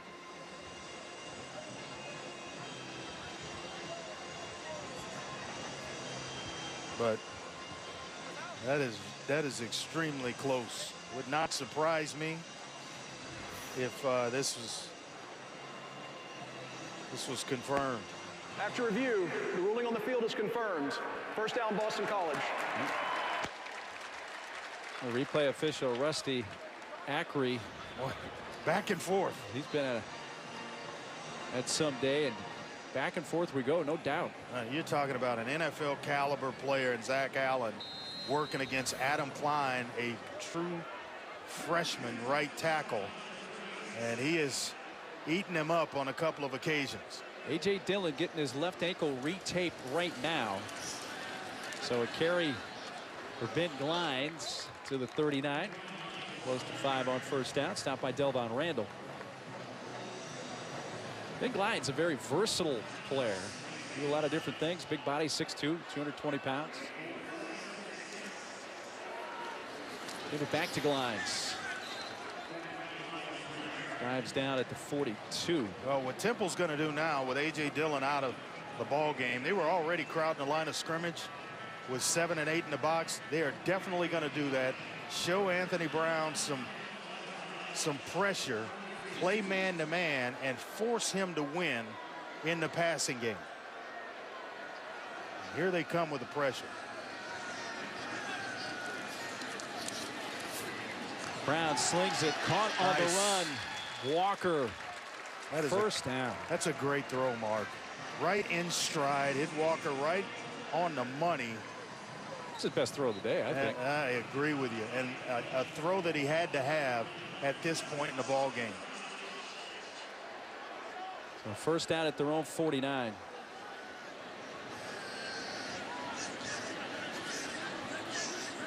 Changing the play and has a lot of flexibility to do this. Straight ahead Glines. Slung down by William Quinku. Lines protecting the football. It's a hybrid type that can play slot receiver. They play him there, and as well, they'll line him up and you see him carry the football at running back. Brown pressured. Escapes. Uses his legs and finds the open man at the 30-yard line. A 16-yard gain, and Adreesi, the tight end, was there. Anthony Brown showing you some lower body strength, but this is just a little magic to go along with it. Making a guy miss and then completing the pass down the field. Glines to the 27 for a couple of yards. I've been watching A.J. Dillon on the sideline. They've got the left ankle retaped. I can't speak with total authority. He's got to look like he's coming back in this football game sooner rather than later. Brown with time underneath. Oh, and Walker got absolutely lit up and hangs on to it. The flag comes out there. They're going to look for targeting here. on Jaquise Thomas, the safety for Temple. What a violent play. Personal foul, targeting, defense, number 28. Penalty is half the distance to the goal. Automatic first down. Targeting is under further review. Now, from that first look, I saw a lot of shoulder. Yeah, and he's trying to go low, but you know, around the chest area of the receiver Walker. Tough from that angle. We kind of got screened. Didn't launch. Well, just from the couple looks we've seen, Andre, I'm leaning towards it not being targeted. But I'm with you. I'm with you. That's just a hard football hit right there. Good, hard, tough football play. Tell you what, my teeth are hurting up here every time I watch it. I think they've got to overturn this. I think Thomas did everything he could correctly from a tackling standpoint. Yeah. And he didn't go through Walker. No, he did not. He actually tried to pull up. So from what we've seen, looks like this should be overruled by replay and keep Thomas in the game. It's just such a bang-bang play. You got one player making a play on him as he's crossing, and then, of course, Thomas finishing things up. It was Russell, the linebacker, from behind, and then he doesn't see Thomas, so it turns into a big collision, but I don't think it's targeting. Each team has already lost a player in the first half to targeting. For Boston College, it was free safety Lucas Dennis and Chris Myrick on the Temple side. I'm still not seeing targeting. I don't either. I'm with you.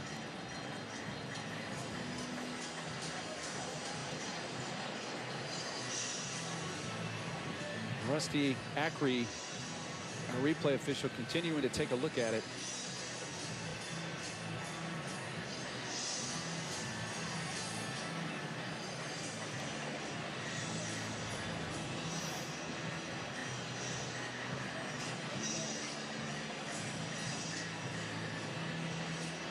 Yeah, and he's trying to get low. Yeah, he dropped that right shoulder. And find the strike zone. You know, and he's not up around the shoulder pad area or the helmet. He's trying to go low, and the receiver's just going low as well as he tried to pick. You know, he picks him up, and he's trying to protect himself. You know, it just sounded. That's the part, Andre, I was going to say. I think it's the day and age we live in when you see that kind of hit. Ruling on the field of targeting is confirmed. Temple number 28. Wow. Is Oh my God. I don't see that at all. I've had a couple of disagreements with Mr. Ackrey today, and that is certainly one of them. That's unbelievable. So Jaquise Thomas, and the call was confirmed. So what our replay official saw, he agreed with. Unreal. He on the field. Well, so that adds the BC offense now.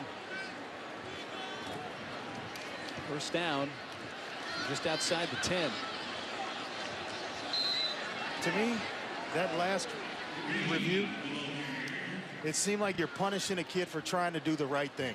And he was obviously trying to do the right thing. I agree. Levy in there carrying the ball. Dillon still on the sideline after leaving with what appeared to be a left ankle injury. Oh, it has been retaped.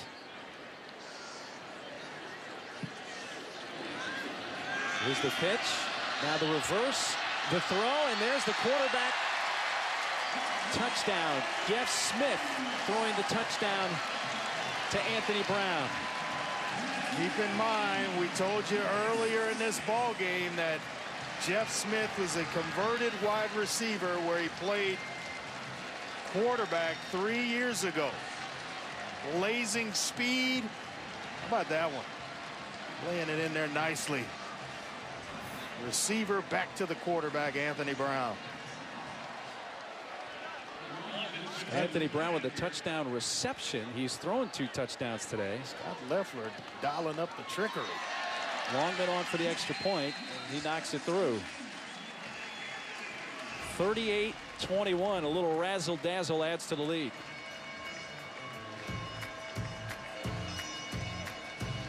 From Levy to Smith to Brown, 38-21 Eagles. Chestnut Hill, Massachusetts, 38-21 Boston College. Still 9:22 to play third quarter. 25 unanswered points for Boston College in this game.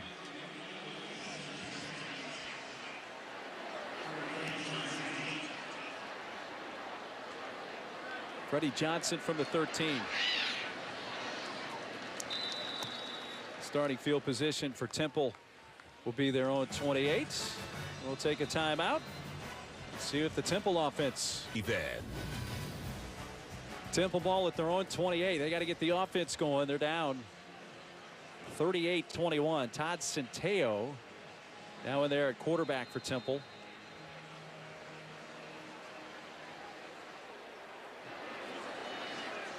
With Wright in motion. Handed off to Wright. It's a block from Max. Spins to the sideline, out of bounds. About a 10-yard gain. Let's take a look. What we've been told by the replay official is the reason he believes this is targeting is that the receiver is defenseless. In zone coverage, you got a guy, if he runs out of the tackle of Russell, how defenseless is he? I just don't agree with the call. Centeo takes it to the 42. So again, from our replay official, Rusty Ackery, he confirmed the call on the field because he says that the Walker was a defenseless receiver. But that might have been more apt if he just, the ruling on the field stands. But to confirm it, are you kidding me? It should have been overturned, in my opinion, from the beginning. And it cost Jaquise Thomas not only the rest of this game, but the first half against East Carolina next week. Incomplete. Wright got a hand on it. He was right there. He might have been screened a little bit. Almost like he didn't see that pass coming until late. We talked about a touch count for Isaiah Wright being between 10 to 12. And he's at 9 now for about 110 yards of offense, 4 catches for 42 yards of run, and then 4 returns for 71 yards. So he is right on pace. Anthony Russo steps back into quarterback and throws on 3rd and 7, adjusting back. Nicely done. First down near the 35-yard line of Boston College. Great play by Brandon Mack. I love the old fade stop. I mean, it is basically, you can't defend it if it's executed right, and the receiver and quarterback have the chemistry to get it done. This was just thrown right behind the helmet of the defender to that side. 25-yard gain, and that one off the hands again of Isaiah Wright. Incomplete. Just has never settled in that 10 to 12 yard, 8 to 10 yard range where he's just throwing bullets. I mean, it's coming too fast for receivers to handle it. Just take a little bit off of it. It's got to be a catchable ball, and right now it hasn't been to this point in the game.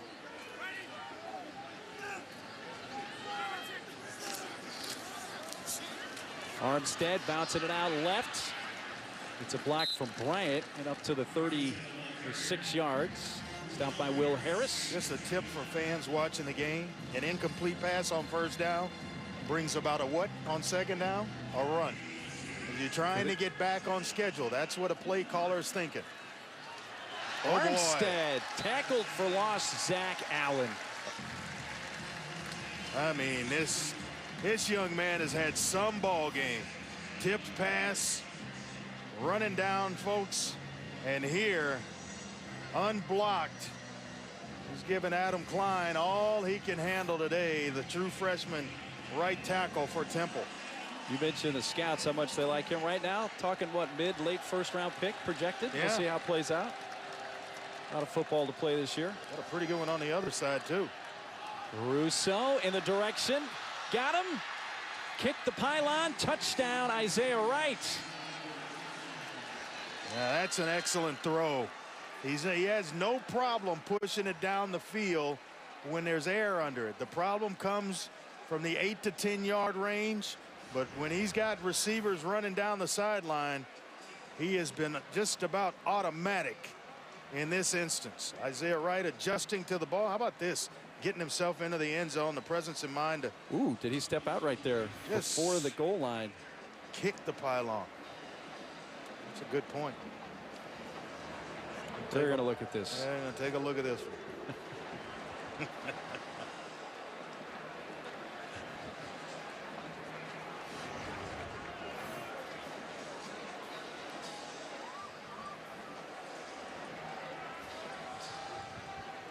Watch his left foot right there. Yep, it's just shy of the goal line. I think this one's going to come back to about the half-yard line. Half-yard line, yes, indeed.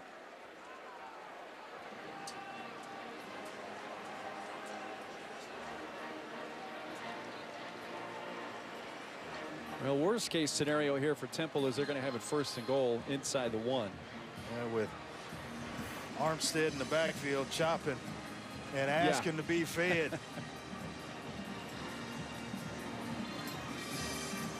If it were to stand, it would be the 2nd touchdown catch of the year for Isaiah Wright, but it looks like there's enough to overturn this call. The receiver's left foot was out of bounds with the ball at the 1/2 yard line. Ball will be spotted there. 1st down, Temple. We got one right. It's a heck of an effort on the part of Isaiah Wright, though, to try to make it a play where it was close to being a touchdown. So 1st and goal inside the 1. I'm betting number 7 gets the ball here. Andre Ware has called the play. Oh, look who's in. Freddie Booth Lloyd, who has a touchdown run this year. They're going to give it to Armstead, trying to stretch it out, and it took some running, but he does get into the end zone for the touchdown. They brought in Freddie Booth Lloyd, one of the defensive tackles, and the big 330-pounder did help out with the block. Yeah, they did give him the ball against Maryland, and he scored a touchdown, but they're going to use him as a lead blocker here. All 6'1", 330 pounds of him. And watch him lead the way for Raquel Armstead. And here, he got to step out of a tackle and get himself into the end zone. Nice. It's a good job there by Armstead to find the corner of the end zone. So Armstead today has touchdown runs of 75 yards and a couple of 1-yard TD runs with the help from Freddie, that last Owls TD. Hey, let's take a look at this week's college football playoff rankings, brought to you by Goodyear. No problem for the Crimson Tide right now with the Raging Cajuns. Yeah, well, there's problems going on with Clemson. They did score, the Tigers just did, but they're down 3. Yeah, the Orange that's the thorn in their side. A.J. Dillon getting taped once again. Boston College about to get the ball back. There's still 6:31 to play in the 3rd quarter.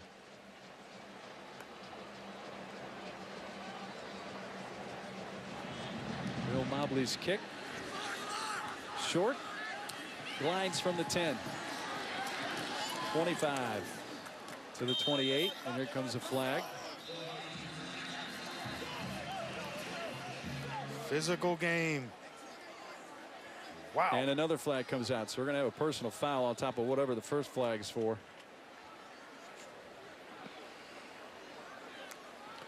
We got a couple penalties for Adam Savoy, our white hat, to handle.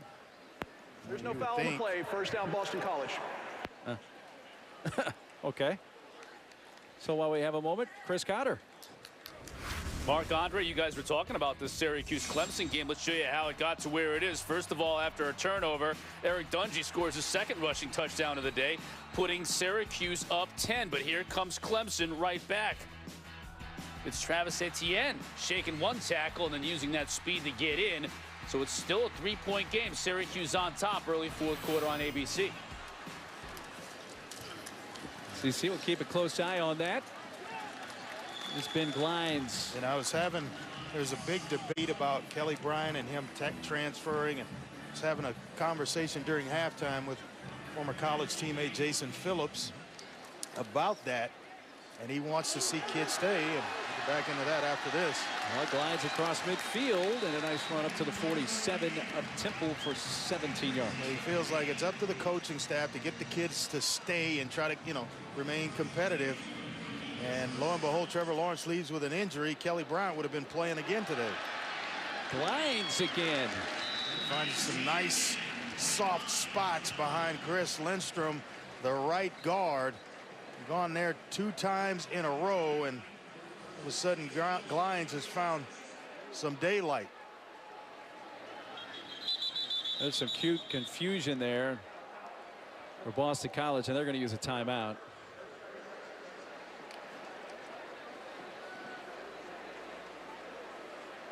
So a quick timeout as well from us with 5:35. That is some scene when they the whiteout. Oh my goodness. 5:35 left, third quarter. First down. Glines has 7 carries for 47 yards since Dillon came out of the game. It's now on the front 7 or 8 or however many you want to put in the box for Temple to stop the running game of Boston College. With A.J. Dillon on the sideline, get yourself back in this game. Brown off the hands of C.J. Lewis, incomplete. Third down coming up. Earl Russell, excellent coverage. He came back from knee surgery, playing at a super high level defensively for Temple, and you see A.J. Dillon trying to give it a go. Lions giving it a go in the meantime. He stopped at the 32. That's Delvon Randall up from his safety position to make that tackle. So now it's 4th down, and Steve Adazio, he's going to go for it. They bring Levy in the backfield. They love to throw the ball to him out of the backfield. Excellent in camp in that capacity.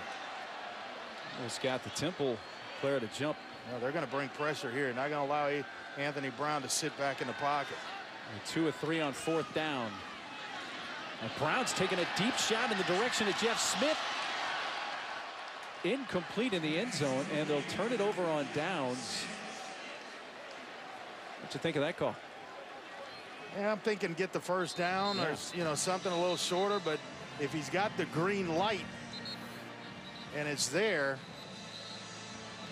go ahead and take the shot, and all of a sudden he pops open. He's open for a while. The ball's just underthrown. You will never hear me criticize a quarterback for trying to make a play. And that one qualifies as trying to make a play. The Temple takes over, and they're trying to make a play. Bryant, the intended receiver, and Hamp Cheevers, who has a pick today. I don't think Bryant found the ball fast enough. Maybe he didn't think it was coming to him or what was going on, but the defender to that side certainly was tuned in. I don't think Vintel Bryant thought that one was coming in his vicinity. Now you got to run the football.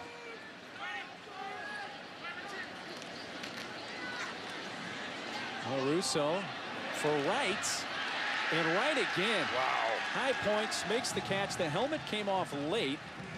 What a catch. What a catch. He's going to have to come off the field for a play. Even the BC coaches. Temple talked to us about wanting to get him the ball more. They were very tuned in, I would say it that way, to Isaiah Wright and the athlete that he is. 35-yard gain, first down at the 32 of the Eagles. They being the BC coaching staff. Wright's got to sit out of play because the helmet came off at the end. 107 yards for Wright on his 6 catches. Going for Jaden Blue, number 18. And Wright's going to come right back in the game.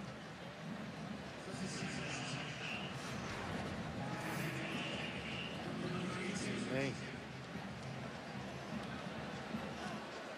trying to get to Russo, and Allen is just there about every other play. Rolling out Russo to the sideline. That's Bryant. Nice throw and catch.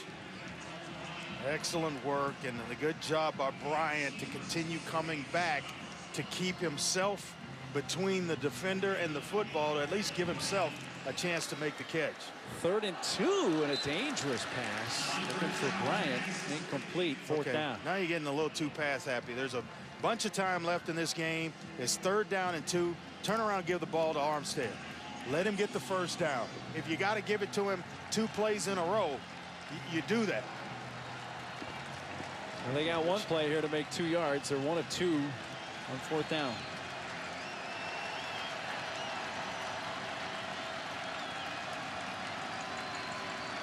You got Wright out in the slot with a big cushion on it. Going for him. Wright dropped it. Incomplete. And they turn it over on downs. Torres makes a nice break on the football and is able to punch it out, but coverage and pre-snap read dictated going to Isaiah Wright in the slot. He runs the slant. That's a heck of a play by Torres to get in there and fight the bigger Isaiah Wright. Torres only goes about 5'9", 180 pounds, and Wright's about 6'2", 220. Small guy won that fight. That call on the last 3rd down changed the entire drive. Yeah, no doubt. I turn around, I give it to Armstead 2 times if I need to. Eagles take over at their own 24. Glide's been in almost exclusively since Dillon went down with the left ankle. Hey, our Week 4 Monday Night Football matchup, an AFC West battle. Patrick Mahomes, the high-flying 3-0 Chiefs in the Mile High City, taking on Von Miller and the Broncos. 8:15 Eastern, 5:15 Pacific on ESPN. Coverage begins with Monday Night Countdown at 6, served by Applebee's. Maybe a false start here. False start. Offense number 64. 5-yard penalty. 2nd down. Right tackle Ben Petrula.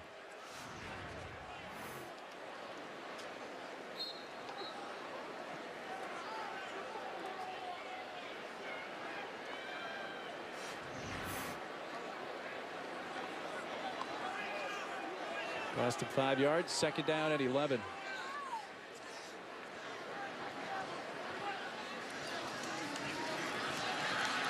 Brown spins, uses a stiff arm, throws downfield for Sweeney, incomplete at the 40. I know what he's trying to do. At least just give Sweeney, who's a big-bodied target, an opportunity to make a play. But this stiff arm by Brown, and he's put some work in the weight room. He's stiff-armed a couple of guys, stepped out of a couple of tackles, and it was Todd Jones on the receiving end of that one. He's dodged a couple of sack opportunities by the Owls. UC started 5 of their first 6 converting on 3rd down. Just 2 of 9 since, trying to convert here, and missed tackle is going to allow him to do so. And Levy, 1st down to the 38. Yeah, we just talked about Levy in the game. They love to try getting him the ball out in space. Excellent receiver out of the backfield, and they're picking up the 1st down for Boston College.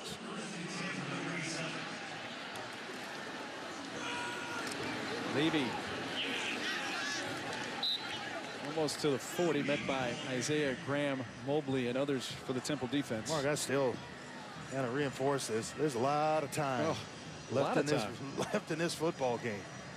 50 or so, and then an entire 4th quarter to be played. A 10-point game. First meeting between these teams since they were Big East members in 2004. How about Glide? Man, just running hard as well. He's signaled 1st down, but he doesn't have it. He's short by about a yard. No, what you like about him is there's no messing around. He is north and south in a hurry. Kept by Brown. Done that a couple of times on 3rd and short today, the keeper. I absolutely love it. I love the call because you take out the ball handling. taking it back and you don't allow for penetration, as some defensive linemen slipping through and then disrupting things in the backfield. Hey, I'll just take care of it myself. A couple of big grunts in front of you. Pick the side that you like and let's move the chains.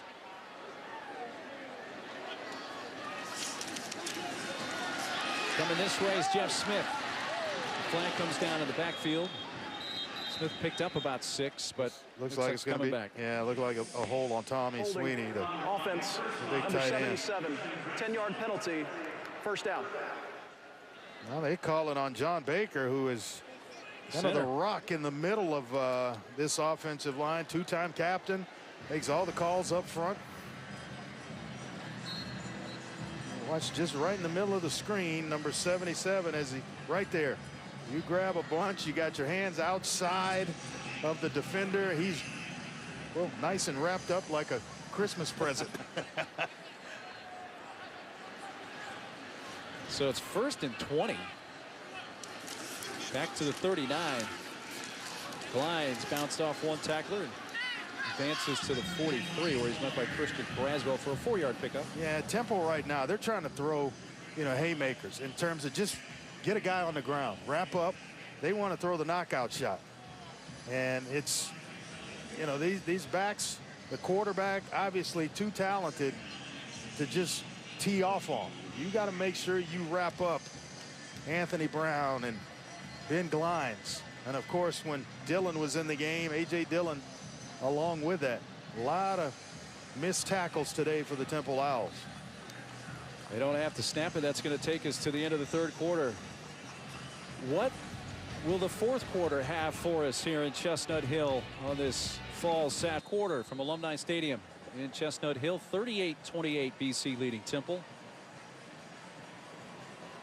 Now this is huge drive for Boston College in terms of working this clock down. A.J. Dillon still trying to get himself back in the game. Left with what looked to be a left ankle injury. 2nd down and long. Brown's throw far side, incomplete for Jeff Smith. Temple has given up a bunch of third down and longs today. One I remember early being 3rd and 15. They got 17 yards. You got to get off the field right here, Mark. On 3rd and 16. Line to gain is the 41 of the Owls.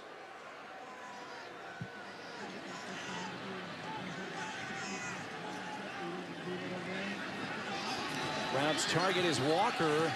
Flag on the coverage. Rock Ya-Sin. And there's also a flag. That's going to Brown delivered the pass. Do this all over again because it's going to be. There are 2 fouls on the play. Against Ya-Sin. Holding, offense, number 67. Pass interference, defense, number 6.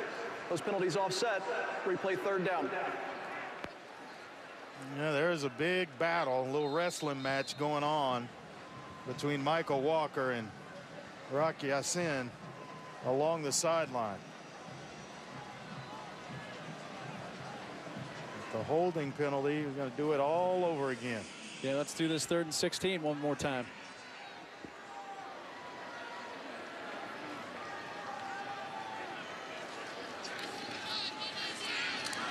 Brown towards the sideline, and he's just going to be ushered out of bounds roughly by Sean Bradley. You don't see any flags. These guys will hit you. Russell and Bradley, 2 single-digit guys for Temple. They play fast. Both juniors. He'll be back next year, but. And nothing there from Bradley. No, it's just tremendous closing speed. A sideline to sideline guy, and like I mentioned earlier, he brings a tremendous amount of energy every single day.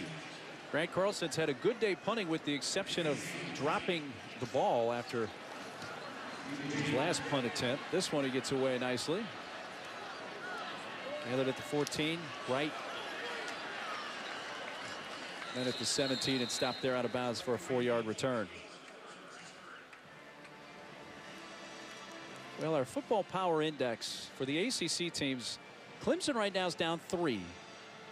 taking on Syracuse, but their chance to win the ACC coming into this week 69%. That would take a huge hit if they lose. So what you're telling me is if Clemson goes down, it's the wide ACC open, is absolutely wide open. That 2% for Boston College would go way up, especially if they couple that obviously with a win today. I'll tell you who's playing some pretty good football in that graphic is Miami Hurricanes. They had to switch at quarterback, and they look like a different team. Armstead. You know, there's still plenty of time for Temple just to keep feeding Armstead here. There's that 2 yards we were asking for on third down the last drive. And plus some. Yeah, it goes for 5. Armstead again. I think they recognize that was the avenue they should have gone to, and now they're going to feed Rock for a minute. 3rd down and 2. Where is Isaiah Wright?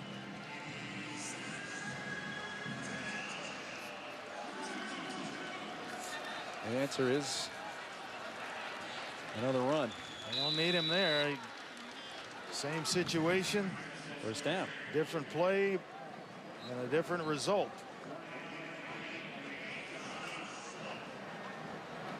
But your point well taken. Isaiah Wright not on the field at the moment.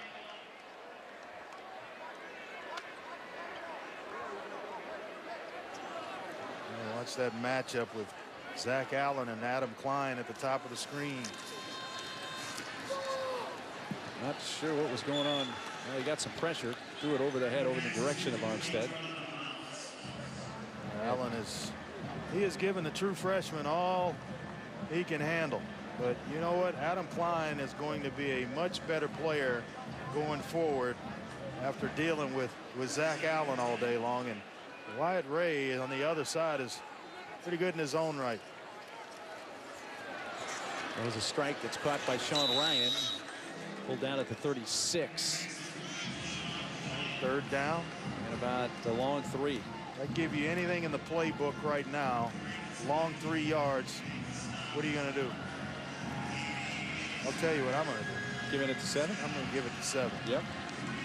Any way I can. Look at the formation. And nobody in the middle of the field. That means the pressure's coming from the outside. Give it right to 7. Well, they're going to pass it to him out of the backfield, and he'll run for it as he tried to run over the defender there, Davon Jones. Well, they were bringing pressure inside and off the edges, and Rock Armstead, unaccounted for out of the backfield, is going to outrace and outflank the defense. So just raise up, give it to him. Let's move the chains and get on with our business. That's kind of the same thing as a run right there. Yeah, no doubt. Extended run. Yeah. That's what you call those. Setting up the screen, trying to keep his feet. Retrovato, and then he got tackled by the turf after he got the 1st down at the 45 of BC. Retrovato could never really quite catch his balance, and just when you thought he would, he starts stumbling again. Heck of a job just to hold on to the football, though. Watch this dance move. It starts right there. I'm going to gather myself. All right, I'm ready, and the turf got me again. What a fun player. The guy they call Nitro. Oh, that's going over everybody. Incomplete. Had Jaden Blue out there and also Randall Jones, but Mike Palmer had the coverage. It looked like a bust with Randall Jones. Both guys, he and Jaden Blue, in the same area, and it looked like a double move. Like Russo wanted maybe a curl and go, and both guys were in the same area, kind of ran into one another. Isaiah Wright back in the game down here in the slot. Armstead falling forward across the 40. This drive could mean a lot. Well, to me, they got to have some points here, don't well, they? whether a field goal or anything. a touchdown, you need it. You're getting down around 11 minutes. Possessions are getting tight as we get closer towards the end of this game. This is about the time you've got to have some points if you're Jeff Collins and the Temple Owls. 3rd and 5. They do have Wright on the field. They throw in his direction, and he has the 1st down. He is some player. I mean, they have got all the ingredients to be a good football team. In the slot with Wright, and I mentioned the big receivers, Mack and Bryant on the outside. And they've got a dynamic runner Raquel Armstead. But those numbers, 7 catches for 114 yards for Isaiah Wright. Came in with 8 catches on the year. Rock to the 31. Sebastian a tackle for BC. Also need maybe to pick up the pace just a little bit. Yeah, I understand this drive being so important. You want to make sure that everybody's on the same page. You got a slot receiver down here that's uncovered. Looks like Braden Mack. Armstead. Well, where he tumbled forward is right near the marker. And where they're spotted, looks like he has a first down, or he does. 8-yard run. With Travato now in there. Like maybe Mike Palmer made that tackle. Who's in the game for Lucas Dennis, who was thrown for a targeting penalty. Ooh, there looked like some contact there, no question. No doubt about it. Mack was about to run past Sebastian, and he grabbed him. Brandon Sebastian knew it. Defense number 10, 15-yard penalty, automatic first down. It's a big-bodied receiver at about 6'5", working against 6'1", and he outweighs him. He's taller. Gave him a move, he bit and knew he was beat. Sometimes it's just better to go ahead and take the penalty, because the other side of that is Braden Mack's dancing in the end zone. So this is it's Armstead time now. 6 first downs on this drive, and 1st and goal, and Armstead time begins. It's not over yet. Wow, now what a tough run. Gets all the way near the goal line, inside the 1. Will Harris saves a touchdown run. Give it right back to him. Not going to stop that. There is a flag. The line judge threw a flag. Apparently they had too many men on the field. Maybe Boston College had 12. Yeah, they had 12 men on the field, but I'm not sure they ruled that Armstead got in the end zone. No, it looked like he was the runner was short of the goal line. Offside. Defense by the 12th player running off. Penalty is half the distance to the goal. Replay second down. I'm not sure how they kept him out of the end zone. No. When he gets momentum going forward, that's about an automatic 3. And he had plenty of momentum going forward. And he just, they only needed maybe a yard or so. Well, Freddie Booth Lloyd, he's back in. He helped. I don't get cute here. This game's too important. You're back in it. Get the ball to Armstead. 14th play of the drive. Pitch. Armstead in a foot race is going to win it. Almost. Ran into some resistance at the 5 by Mike Palmer, the free safety who came up. Touchdown, Temple. 4 TDs for Armstead, a new single game career high for the senior. 160 yards on the ground for Armstead, averaging, just over 7 yards a carry and 4 touchdowns, second most of his career. His career high is 210 on the ground. We talked about this, Mark, from the top, that we got 2 of the best or the better running backs in the country that we're going to go at it today. It has been as good as advertised. It has indeed. Big extra point to try to make this a 3-point game, and it is up and through. 38-35. What a day for the Rock. Raquel Armstead using his speed to out that way. A 3-point game, 9:02 left. Let's take a look at today's exciting college football action with DirecTV. More for your college football thing. That's ahead. I'm looking forward to that Pitt UCF game. Nation's longest win streak. They're playing some pretty good football. Rice, Wake Forest. Kyler Murray and the Oklahoma Sooners. He is rolling. All right, 9:02 to go. Temple kicks it away. Walker at the 10. 25, 30 brought down there. Shelvon Randall making the tackle on special teams. Getting the ball back.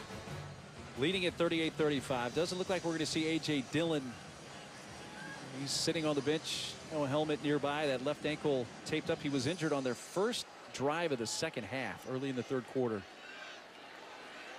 For a while, thought he may come back in. They taped it, retaped it. He was walking around trying to do some running on it, but at this point, doesn't look good for him to return. Glines is trying to make his way to the line of scrimmage. There is a flag. He's dropped for a 3-yard loss. Yeah, maybe a hold here, but they were run blitz all the way with Russell and Bradley, the linebackers coming. Expecting run on first down with Glines and ran right into that play. Offense number 77, 10-yard penalty, first down. Yeah, that's a couple on John Baker, the center.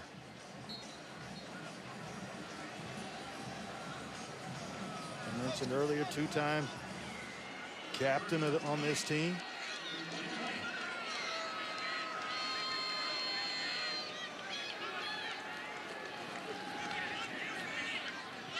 Brown incomplete at the 20 to Glines. Just like that, it's 2nd and 20. Yeah, they've tightened up the coverage and they're bringing some pressure, so they're not allowing Anthony Brown to sit back and read out zone defenses and then all of a sudden find a receiver and then he runs for another 10 or so yards. They have tightened the coverage up, and you can see it at the top of the screen, and then they're bringing a little pressure with it. By the way, those of you looking for Pittsburgh and UCF from Orlando, that game going to begin on ESPN News. Time for Brown. Looking. Dangerous pass, incomplete, and a hard hit on the intended receiver, Jeff Smith. But there are 3 white jerseys all around him. Sam Franklin, welcome to the ball game. My, did he show up in an ugly way. He's a little angry here. They tracking and throwing back across the middle a little bit late. That hurts. Brown started 9 for his first 12 through the air. Andre, he is 6 for 21 since then.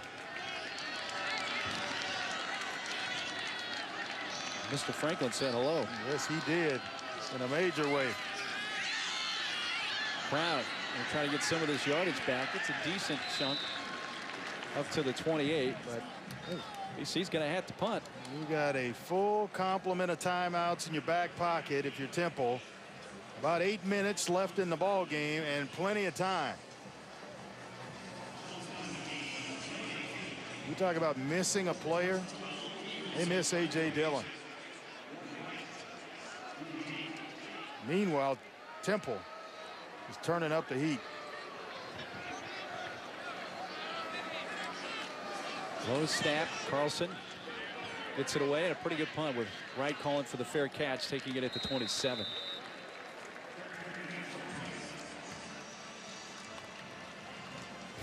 Armstead and Temple, the offense coming back for the Owls. They're only down. A reminder that SportsCenter with SVP tonight after Ole Miss LSU on ESPN. We'll have reactions to Ohio State, Penn State, plus SVP's first look at his top 4 in the rankings. Could the SEC only get one team? And a live report from Paris before the final day of the Ryder Cup. SportsCenter with SVP, midnight Eastern on ESPN and the ESPN app. Watch for Rock Armstead on SportsCenter tonight. 4 touchdowns and then his 4th 100-yard game in a row. Talk about playing some good football. That young man's doing it. On the delay to Armstead. Still going across the 35. My 10-yard run. How about the change of direction? And immediately after he changes directions, he gets north and south. Then engages contact. It's supposed to go out the front door. He breaks it out the back, vertical, and then right into the contact. Another first down run for Armstead, but this time he's rounded up by Zach Allen for just a gain of a yard.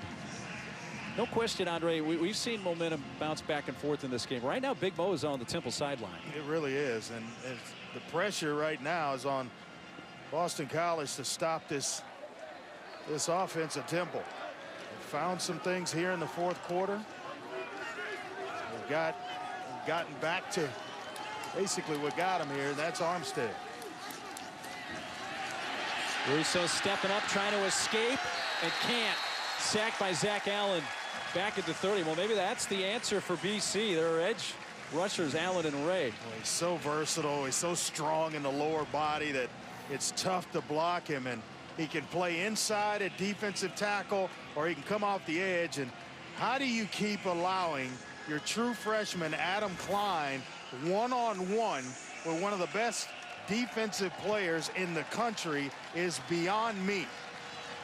Now they put a tight end to that side to help the young freshman out. On a big 3rd and 16, that ball may have been tipped, but it's incomplete. And 4th out, so they got the 10-yard run on their first play of the drive from Armstead. And then it stalls, and they're forced to punt with 6:07 to play. This is one of the better players, defensive players in the entire country, Zach Allen. And you have him matched against a true freshman in Adam Klein. That was the second play where he's actually off in coverage, but the sack was unbelievable. He might have got a hand on that pass. He's got excellent instincts. He has 8 tackles. Allen does 4 tackles for loss, a couple of sacks. Walker trying to thread through. Does so. Across midfield, a great field position for BC at the 45 of Temple.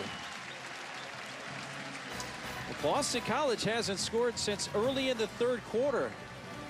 They'll have great starting field position when we come back today. Yeah. And what a performance. 38-35, but really defensively, Zach Allen. Just when you had, really when you had to have it. And all the momentum, as you described, going into that last Temple drive was on the sideline with the white jerseys. And so you needed a big defensive stop, and boy, did Zach Allen come to life again and save the defense for Boston College. So after the Walker punt return, they begin at the 45 of Temple. And a couple-yard run for Ben Glides. They really start this drive, so to speak here, Andre, in 4-down territory, the way they run their offense. Yeah, I mean, across the 40-yard line, it's 4 downs, and they're going to be able to really chew up some clock by doing that. Glides, a good head of steam, a 1st down run, brought down from behind at the 25-yard line by Sam Franklin. Well, like him protecting the ball, 2 hands on it as he engages contact, making sure not to put it on the ground. Right back to Glides, breaks a tackle inside the 20. Well, A.J. Dillon was injured. Well, he's still going. Now the play ends at the 16. Dillon injured what looked to be a left ankle on the first possession of the second half for BC. Glides has come in, and he's done a nice job.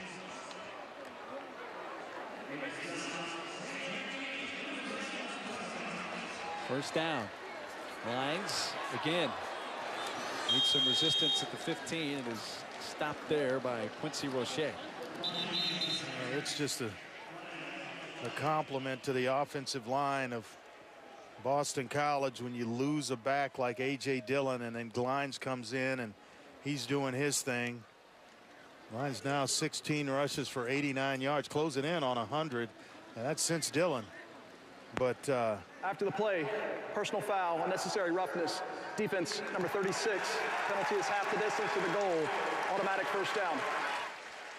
Well, that's about the last thing that Temple needs right now. But just a big compliment to the offensive line of Boston College, because you have two guys step in and get close to 100 yards for both. You have well over 200 yards rushing by 2 backs.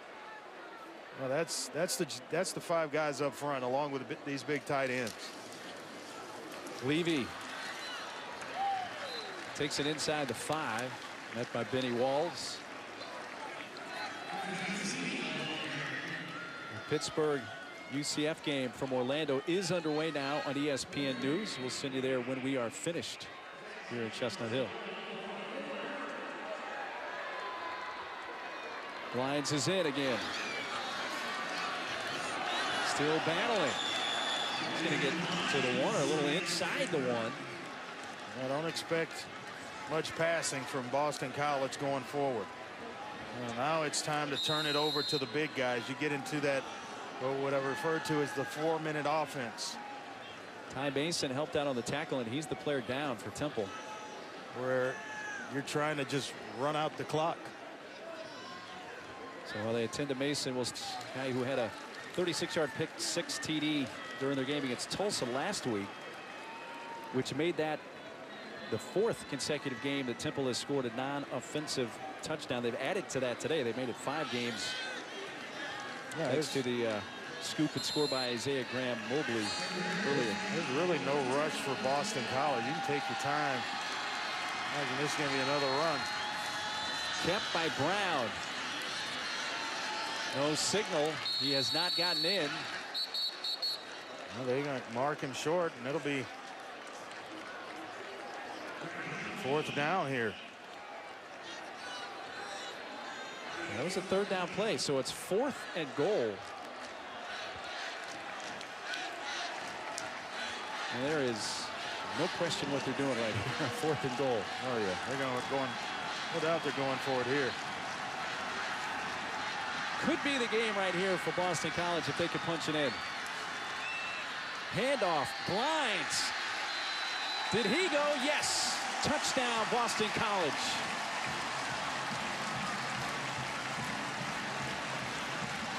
He met a lot of resistance from that Temple defense. He did, but aided by the personal foul penalty. Helped to move the ball a little bit forward, and that made it easy.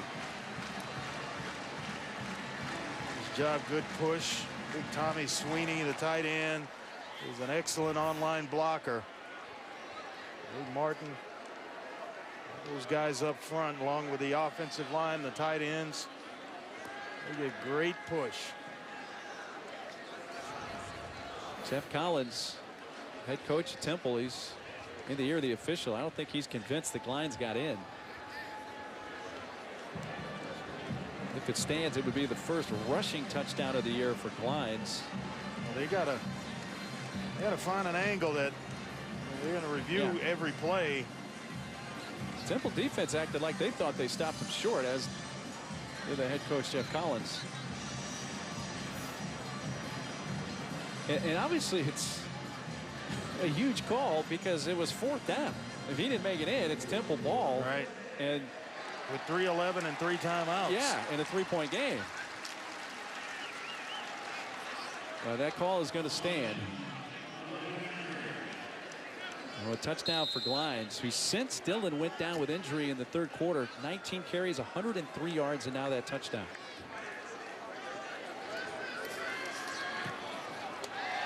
And the point after, up and good. Danny Longman. Longman's done a nice job with the kicking. He's assumed the point after role here in this game. Actually kicked the first field goal of the game, or the year, for BC. Boston College. Oh, look at that stat line. Glines, 20 carries, 106. Both backs over 5 yards a carry. Along with the work that A.J. Dillon put in before his injury. That's impressive. That is big hat off to the guys up front. They've obviously helped Glines, who's really the story of the second half for Boston College. We told us about him. We talked about him and his versatility and the way he helps this offense. Excellent receiver out of the backfield. And now we know firsthand what he means to this offense out of the backfield. You saw that veteran O-line for Boston College, 270 rushing yards. That offense today. Freddie Johnson, you need a play on special teams. He's out across the 30. Tonight, ABC expect the whiteout conditions for this one. It's a top 10 matchup. Number 4 Ohio State, number 9 Penn State from Beaver Stadium, 7:30 Eastern, 4:30 out on the West Coast on ABC and live on the ESPN app, so you can watch it anywhere. Saturday Night Football presented by Wells Fargo. Those These two teams, Ohio State, Penn State, have played a couple of classics the last few years. We'll see if we get another classic tonight. The team that has had the big lead entering the fourth quarter of the last two meetings has not won. Temple now down 2 scores. A pass over the head of Mack. Now it's just 3:01 to go. Temple's got to get it kicked into gear here. They do have all their timeouts. Feet just a little too busy all day. Russo. 20 of 42. That's got to get fixed because he's under 50% for the year.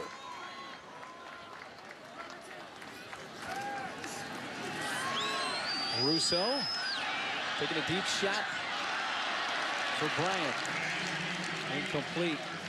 Yeah, Bryant let the ball get to his body. If he goes up and hand catches this, then he may have an opportunity to bring it in. But when you wait for it to come down to your chest, that allows the defender to get back into the play.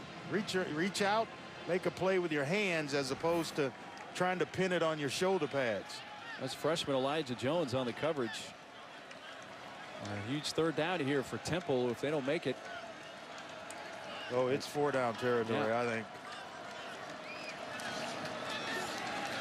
Russo behind right. 4th down. When big Jalen Robinson, the left tackle, is down, and we've had some issues and injuries up front, which is why Adam Klein, the true freshman, has started the last couple of weeks, but they could really ill afford to lose him. And just gets rolled up on by his quarterback. Russo took a pretty good hit from Isaiah McDuffie. As they work on Robinson. Back to Russo. Remember, Andre, there was a stretch in the second quarter. Russo seemed to find his rhythm throwing the ball, but then allowed an interception that was not his fault. It wasn't a bad throw. It went off the hands of Freddie Johnson. And we thought, how would that affect him? And coincidentally or not, since then, it seems like he regressed kind of back to how he started again. Stared down a receiver, and then Torres stepped in and picked off the second pass. But you watch his feet, they're never really calm in the pocket where you just, you're standing in with confidence and standing tall in the pocket. It's always choppy, choppy, choppy, and then the ball comes out. And then when it's those intermediate routes between 8 and 10 yards that we were talking about, they're coming at 100 miles an hour, and sometimes they don't have to come that fast. It's tight coverage. Maybe you put a little extra on it, but you just want the guys, your receivers, to catch the football when it's coming that fast. Those are hard to handle. 5th-year senior Jalen Robinson walking off under his own power. The coaching staff, they feel like he is going to have a chance to play on the next level, and I was thoroughly impressed watching him on film. He's athletic, he's big, and then he's nasty. He finishes strong. Well, as you mentioned, 4-down territory, even though they're at their own 33. Line to gain is the 43. We do have 3 timeouts, but Owls would like to keep possession of the ball and convert here.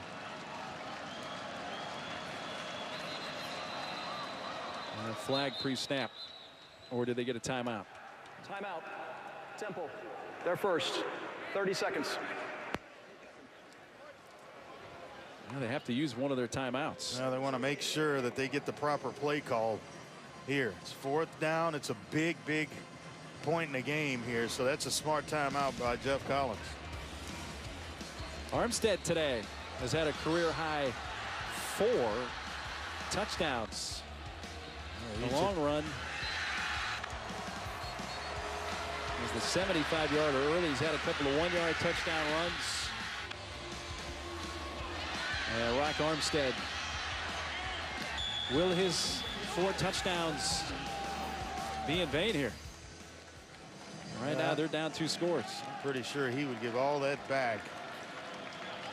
171 to 4 touchdowns to be in a position to win this football game, and it's not over yet.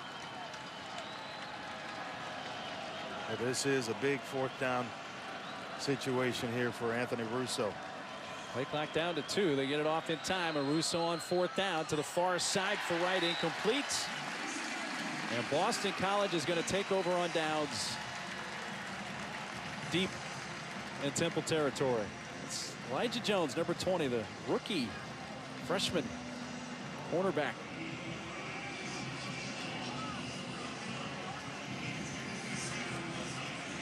Got some length at 6'3", 170 pounds. He'll spend the season or the off season in the weight room, bulking up a little bit. He's going to be a good player. Torres is a senior on the other side, so he's going to have plenty of opportunities between the spring and next fall to take over as a starter. Glines has been the story in the second half, rushing the ball for Boston College. He powers ahead for 8 yards to the 25. Yeah, they are running right behind Lindstrom. The right guard is a very, very impressive player. He is opening up some holes. He's been magical. And here, if you're Boston College, just slow it down. I would actually huddle and let that play clock. You want to snap it when it's down just inside 5 seconds. No need to rush. Boston College team that going into their game at Purdue last weekend, they were 3-0. They were ranked 23rd. They were in the top 25 for the first time in 10 years. And did not play well at Purdue. They're trying to bounce back from that. And I'll admit, earlier in this fourth quarter, Andre, BC had the 3-point lead, but Temple had the momentum.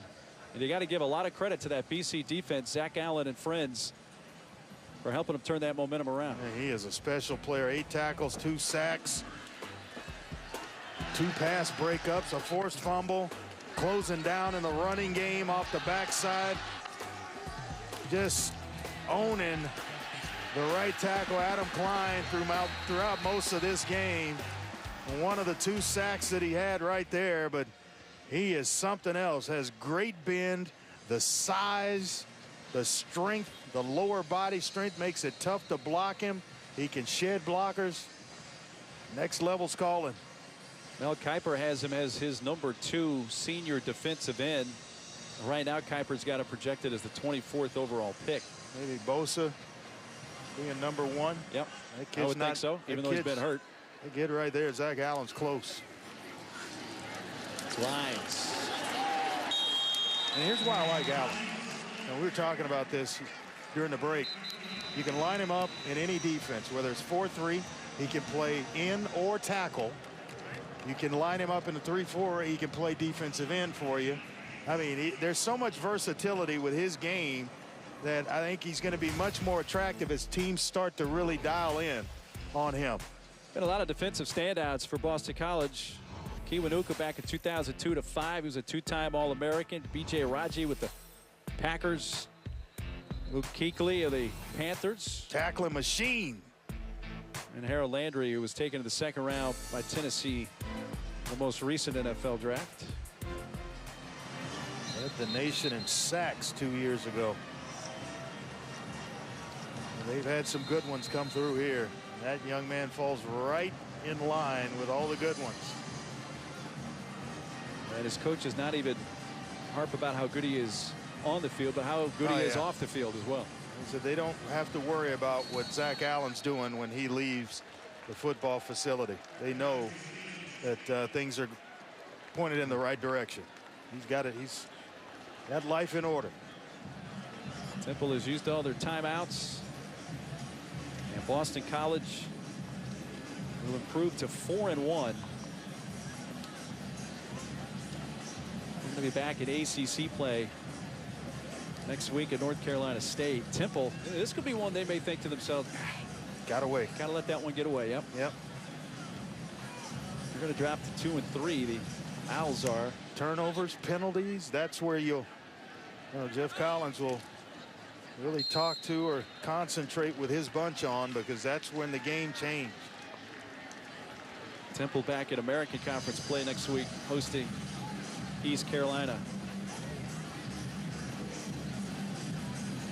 Well, but I tell you what, we were in for a treat.